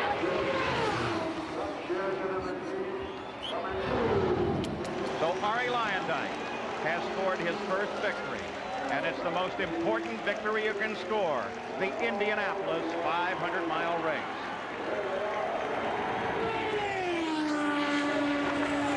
In just a few moments, we'll join Arie Luyendyk in victory lane at the Indianapolis 500. And to the crowd singing and cheering, Arie, Arie. the Dutchman takes the customary swig of milk. Doug Shearson giving him the congratulations. Arie Luyendyk, welcome to the Indianapolis 500 victory lane. I think it's a dream. I don't know what's happening. It's unbelievable. It all happened so quick. You qualified on the outside of that front row. You did so very well. And then all during the practice, you kept saying to us, watch us in the race. And the race came to you today. It certainly did. I just hung in there at the beginning. We had some push, and the guys did a great job. They cured the handling, and at the end of the race, when it counted, the car was just beautiful. And I have to thank all the guys of my team, Doug Shearson. Hey, most people come into victory lane and they're soaking wet and perspired. Your hair's just a little wet, but you don't even seem like this was much of a 500-mile contest for you. No, this is the hard work right here. I mean, this is getting, I can't believe this is happening. I'd like to say hi to my parents out there. They're watching in Holland. I'm sure they're proud. And my wife's parents, Mika. Hey, average speed, a new record, 185 miles an hour. Your name goes in the record book as the fastest 500-mile race winner ever. Well, I don't care if we were doing 60 miles an hour average. We still got first place, and that was counts. This is unbelievable. When you came down and took the checkered flag, what was it? Was it an emotional moment? Was it a moment that you thought about, or was it just business as usual? I was trying to keep myself together. We had 25 laps to go, and I said, you know, just treat this like anything else out there. Don't let it get to your head. And I was real calm, and there wasn't any problem. And I actually thought I had one more to go. So when I saw the checkered, I just kind of went nuts in my helmet. Well, Doug Shearson, you have waited to come to victory lane for a long time. Drivers like Danny Sullivan, Al Unser Jr., they've been at the wheel, and now Arie Luyendyk has done it for you. We've been close before, but I think I've told you all month we came here to win this race, and we were prepared from the first day we went on the track. I'm really proud of the whole team. I mean, this is absolutely fantastic. You know, it's really nice is waking up tomorrow morning with no excuses. I'd just like to say hello to my mom and all the people back in Adrian, Michigan. We did it. For the first time since Graham Hill came here as a rookie and came home victorious. Mika, your husband is a 500-mile champion. How does it feel to you? It feels fantastic to me. Same as it feels to him, I guess. Any long-distance phone calls back to Holland tonight? Oh, yes, for sure. Yes. Back up a little bit, folks. Yep. It is sheer pandemonium here at Paul Page, and rightfully so. First-time winner in the Indianapolis 500, and his name will go on that Ford Warner trophy. Let's go back to you. And he shattered Bobby Rahal's track record by 15 miles an hour. There's still great racing action coming up later today on ABC Sports, the International Race of Champions. And then we'll take you across the sea to Monte Carlo. But we'll be back with more from Indianapolis. We're back at the Indianapolis Motor Speedway, and the ceremonies continue in victory lane, a very emotional victory lane, a very, very happy man. And look at this. This was the moment of victory. Look at Doug Shearson. He's done it, he's done it, he's done it. Oh, is that wonderful. This is a wonderful group of guys, too. It's really great to see them win here.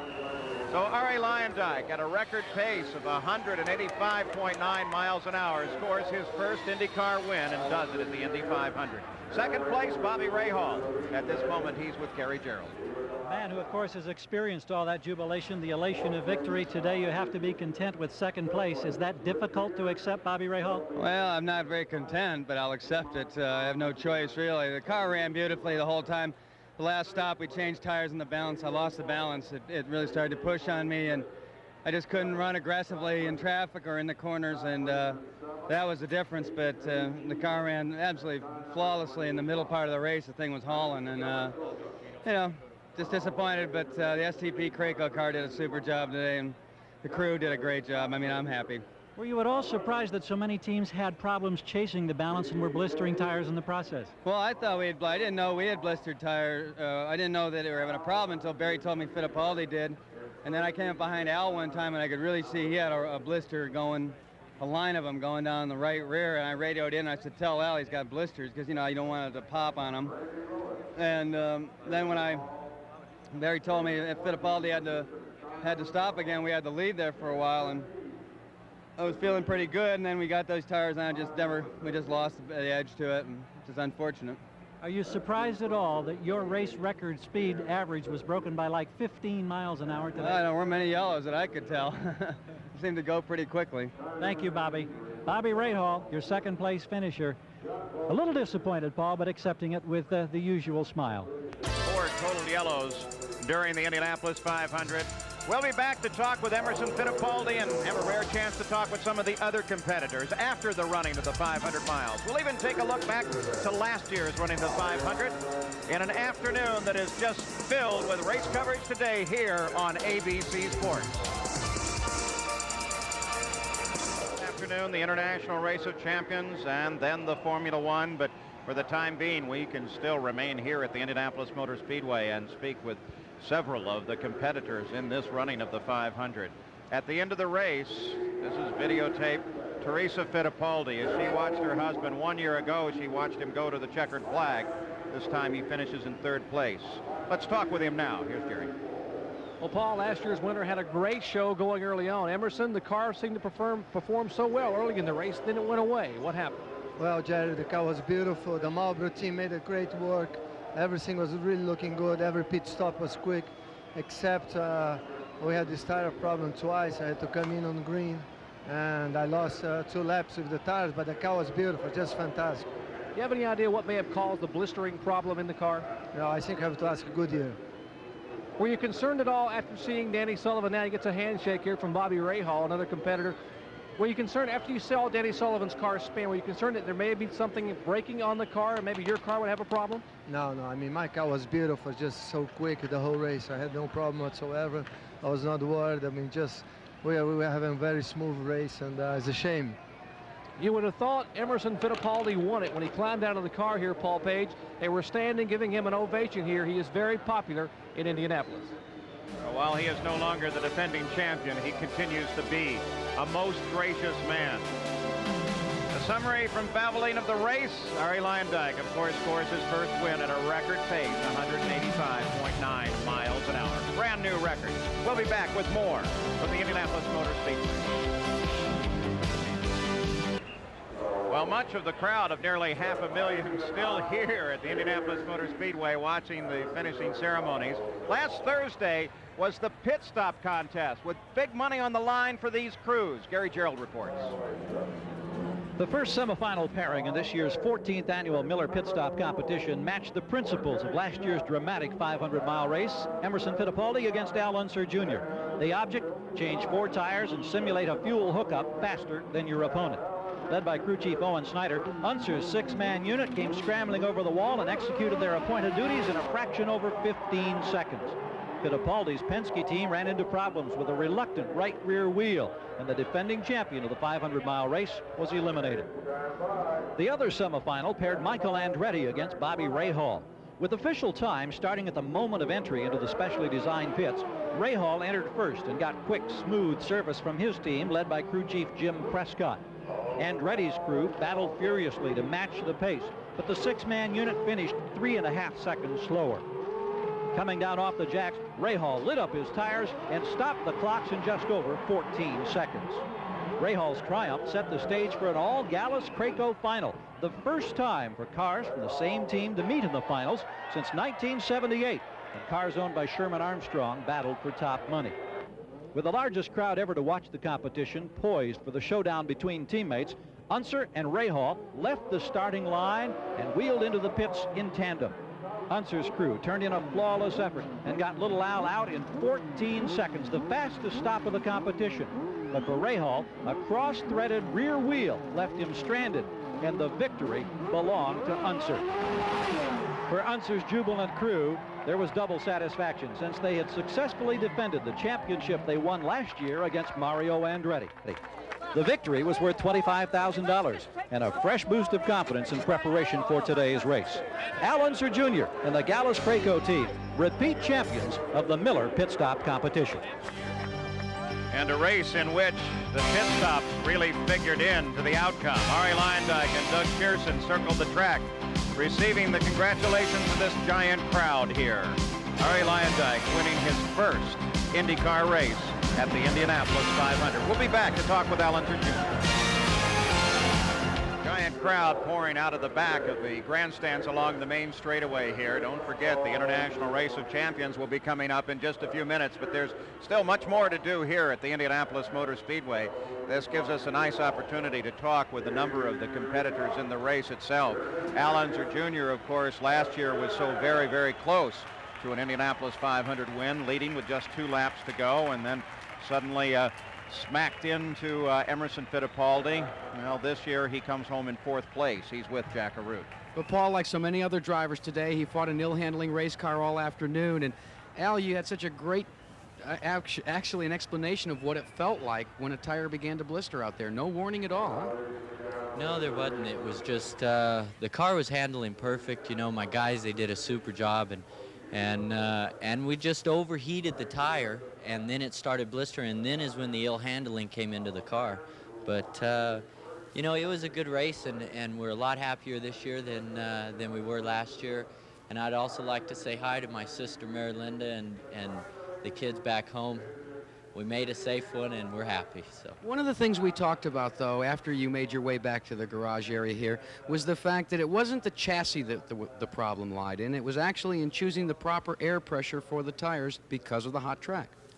Yeah, that's what Alan Mertens, he told me that they lowered the air pressure there at the end of the race, and it helped it, and so it cured the blistering, and so we learned.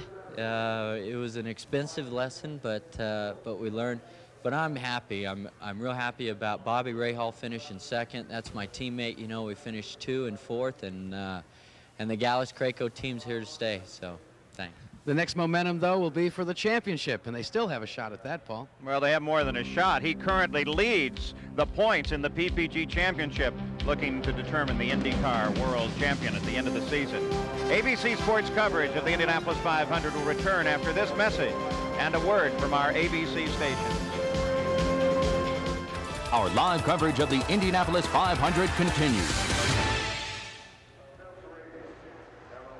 I'm Paul Page, back at the Indianapolis 500, where Arie Luyendyk has just won his first IndyCar race. There were 2 accidents during this race. The first came as Danny Sullivan was starting his 20th lap. He lost control on the first turn and slammed the wall. The car threw pieces all over the place, and Danny finally rolled to a stop up against the wall. He complained of some dizziness. Now, when we were able to look at it with this angle, look at the right rear of the car. Suddenly, a little puff of smoke, something lets go, and it sends him into a spin. He was running in 8th place at the time.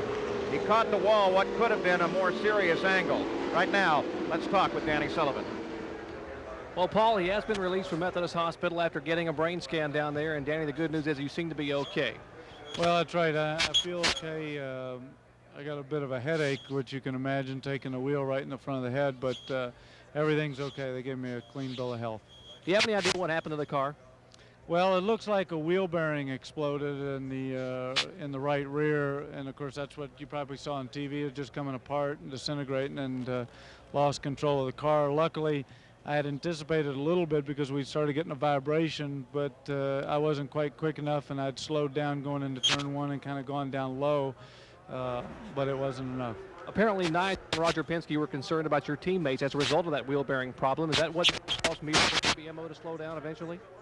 Well, I haven't gotten a report from them, but obviously they're concerned. But as Nigel Bennett said, that problem we had probably was in the car when we rolled it out on the grid, that there was something else that caused that to go wrong. So after probably 30 or 40 laps, the other guys, if they didn't have the problem with them, they weren't going to have it all day. To show you he did not lose his sense of humor, even in adversity. When they took him into the hospital and asked him to read the eye chart, he read the maker of the eye chart at the very bottom of the chart. What did the doctor say to you? Show off. Danny Sullivan back to the I would have said the same thing. Danny Sullivan finished unofficially in 32nd place at the Indianapolis 500. We'll be back in just a moment, and then we'll talk with Rick Mears, the 5th place finisher. Alley, Gary Gerald, along with the 5th place finisher of this event, a 3-time winner, Rick Mears. No victory jubilation today. Instead, it was just a lot of frustration because you knew you had a problem early in this afternoon. Right off the bat, you know, the first lap or so, the car was pretty decent, and then started going loose real quick. And again, I haven't been fighting looseness all month long, and all of a sudden today on race day, the car gets so loose you can't really drive it, and we just had to start making changes and chasing it, and we made some big changes. The first stop, and it helped it. It was good for about 2 laps, and then went loose again. Next stop, made some big changes again, and then it felt pretty decent. I could lean on it, and it was good for about 10 laps, and then blistered the right rear. It was still to the loose side. Isn't it unusual for these kind of conditions to happen where so many teams, particularly the high dollar teams, the Penske team, for goodness sakes, with all of the talent, to be chasing problems like that? Well, it is unusual. I mean, it's just, but that's what I've always said. These cars are getting so sensitive today. You know, it takes very little to put them off quite a long ways. And the cars have been very good all month long. And in today's condition, for some reason, that's the first time we've had looseness like that.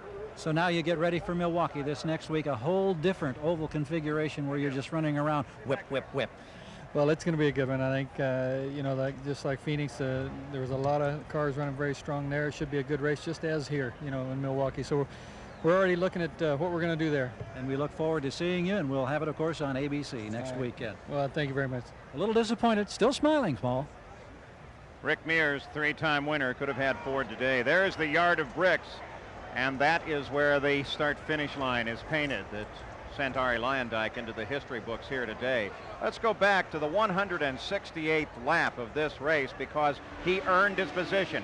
He's chasing Bobby Rahal here and makes a move, lines up behind Rahal, and then just comes right inside him, continues with a courageous pass, forces his way into the lead, and from then on, the Indianapolis 500-mile race belonged to Arie Luyendyk. His first IndyCar victory, and it comes here at the Indianapolis Motor Speedway. We'll take a look at the standings. Now, they're unofficial at this point. They are not official until they are posted by the United States Auto Club at 8:30 tomorrow morning. We'll be back with more from the Indianapolis 500.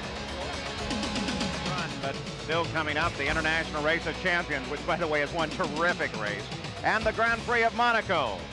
Same-day coverage live by satellite. Let's take a look at the rundown through the field here at the Indianapolis 500 with Arie Luyendyk, the winner. Rahal, Fittipaldi, Al Unser Jr., and Rick Mears rounds out the top five. Then Foyt, Brayton, Eddie Cheever, the highest finishing rookie, then Kevin Kogan, then Scott Goodyear, also a rookie in 10th place. 11th, Didier Taze, then Terrell Pomeroy.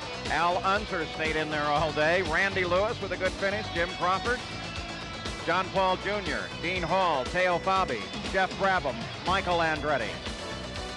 John Andretti right behind Michael, then Dominic Dawson, Roberto Guerrero, Billy Vukovich III, Rocky Moran, who started in 33rd place. Tony Bentonhausen struggled with his car all day. Mario Andretti went out so early on, much too early. Raul Boesel, Pancho Carter, Tom Sneva in 30th, and the final three, Gary Bentonhausen, Danny Sullivan with his crash, and Stan Fox finishes in 33rd place. The winner, of course, the man from Holland, now residing in the United States, Arie Luyendyk. Emerson Fittipaldi's likeness on the Borg-Warner Trophy last year.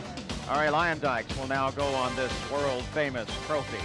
The highest finishing rookie, well, that's Eddie Cheever from the Formula One. Let's talk with him now. And Paul, you alluded to our coverage of the Monaco Grand Prix coming up later today. Eddie Cheever was there 1 year ago and finished in 7th position. Not as good a finish position here at the Indianapolis Motor Speedway, but a very strong run for the fastest field of 33. Yes, well, we were pleased. Our car ran well. All of Chip Ganassi's boys did a good job today. Unfortunately, we're running with an 89 car, and it's a ball and chain around here because we're at a big disadvantage. But we finished first of the 89 cars, and that Chevy I had in the back did a lot to drag us up to where we were at. I'm pleased my first Indy's over. We had a bit of a problem with tires. We should have tested the tires earlier, but we didn't. Over 400,000 people here. What's the sensation? This is the first time you've ever been able to hurtle down the front straightaway with every seat in the house filled. Compare it to maybe some of your other racing. It's a big place, and 400,000 people are a lot of people, but believe me, 80,000 people around a place like Monaco is pretty tight too. This place is not easy, and you're very focused on what you're doing. And I would probably say the track is easier with a lot of people in there because it buffets the wind. There's not so much wind. And a car going 220 miles an hour gets moved violently by wind. And today was just, I had a lot to do. I really wasn't worried about the people out there, although it's good to perform in such an important event. Maybe duck back to the hotel and catch that F1 race later today on ABC? No, I'm going to duck back home and play with my daughter and to get a little bit of sanity in my life here. This has been one very quick race, and I just want to kick up and watch the TV for a while. And one very long month of May, but he survived it and could very well be the Rookie of the Year. Paul? We take a look at the final race summary in the Valvoline timing system. The winner, of course, everyone around the world knows now that Arie Luyendyk has won the Indianapolis 500, his very first victory. Started in 3rd place. 7 lead changes during the race, very few caution periods, only 4, and he ran at a record pace of 185.9 miles an hour. We'll be back with more right after this. Back at the Indianapolis Motor Speedway, the main straightaway empty. It will remain so until next May. This is the only race of the year. Michael Andretti on lap 93 came in, and when they took off that right rear, flames poured off of the brake drum. It appeared that there was a serious problem there, but they stuck with it. 15-minute stop. They had the car back into the action. Now Michael Andretti is with Jerry Punch. There was originally a concern that maybe the brakes had locked up on the car, but that wasn't the case, Michael Andretti. What happened? No, we had a problem with the right rear wheel bearing that for some reason seized up. So, you know, it was a real shame. The Kmart Havoline car was running very strong. We had just taken the lead at that point with the pit stops, and I was feeling really good about it. You know, I think we were the only car that didn't have a problem with blistering the right rear tire, and I think that could have been the key. Any idea that's the same thing that happened to Danny Sullivan, and he was was less fortunate than you and Pancho Carter? Well, I was very lucky because when I entered turn 1, it almost spun around on me, but I was very fortunate to be able to keep it, you know, straight. And why the other guys had the problem, I don't know. Pancho, we could say, well, it's the same car. You know, maybe there is something to it, but with Danny, it's a totally different car, so you can't really compare it. They will put the engineers to work here in the garage area tonight, trying to decipher what the problem is with that right rear wheel bearing. Paul? All right, Michael Andretti with a very troublesome Indianapolis 500. The good news for the day goes to Arie Luyendyk and his car owner, Doug Shearson. The Blimp America floats lazily now in a hazy afternoon Indiana sky. The race has run at a record pace, 185.9 miles an hour, and a most incredible finish earned as Arie Luyendyk passed Bobby Rahal on the track, picked up the lead, and picked up the win. It has been a most unpredictable month of May, and it brought us to a most unpredictable Indianapolis 500. It was really an upset, basically. Someone from outside of the establishment won this race. Yep, that was great. So Arie Luyendyk, a very happy man in victory lane, picks up the victory. Paul, this has been what I would call is a very fast but exciting race. The fastest race we'll ever see for a long time. Which is exactly, Bobby Unser, as you predicted. While it's a team effort to win the Indianapolis 500, it's also a team effort for the coverage. We'd like to recognize and thank the many people that it takes to win the Indianapolis 500 as a television coverage. Thanks so much for being with us here in Indianapolis. We'll see you next week, live from Milwaukee, and racing continues throughout the afternoon.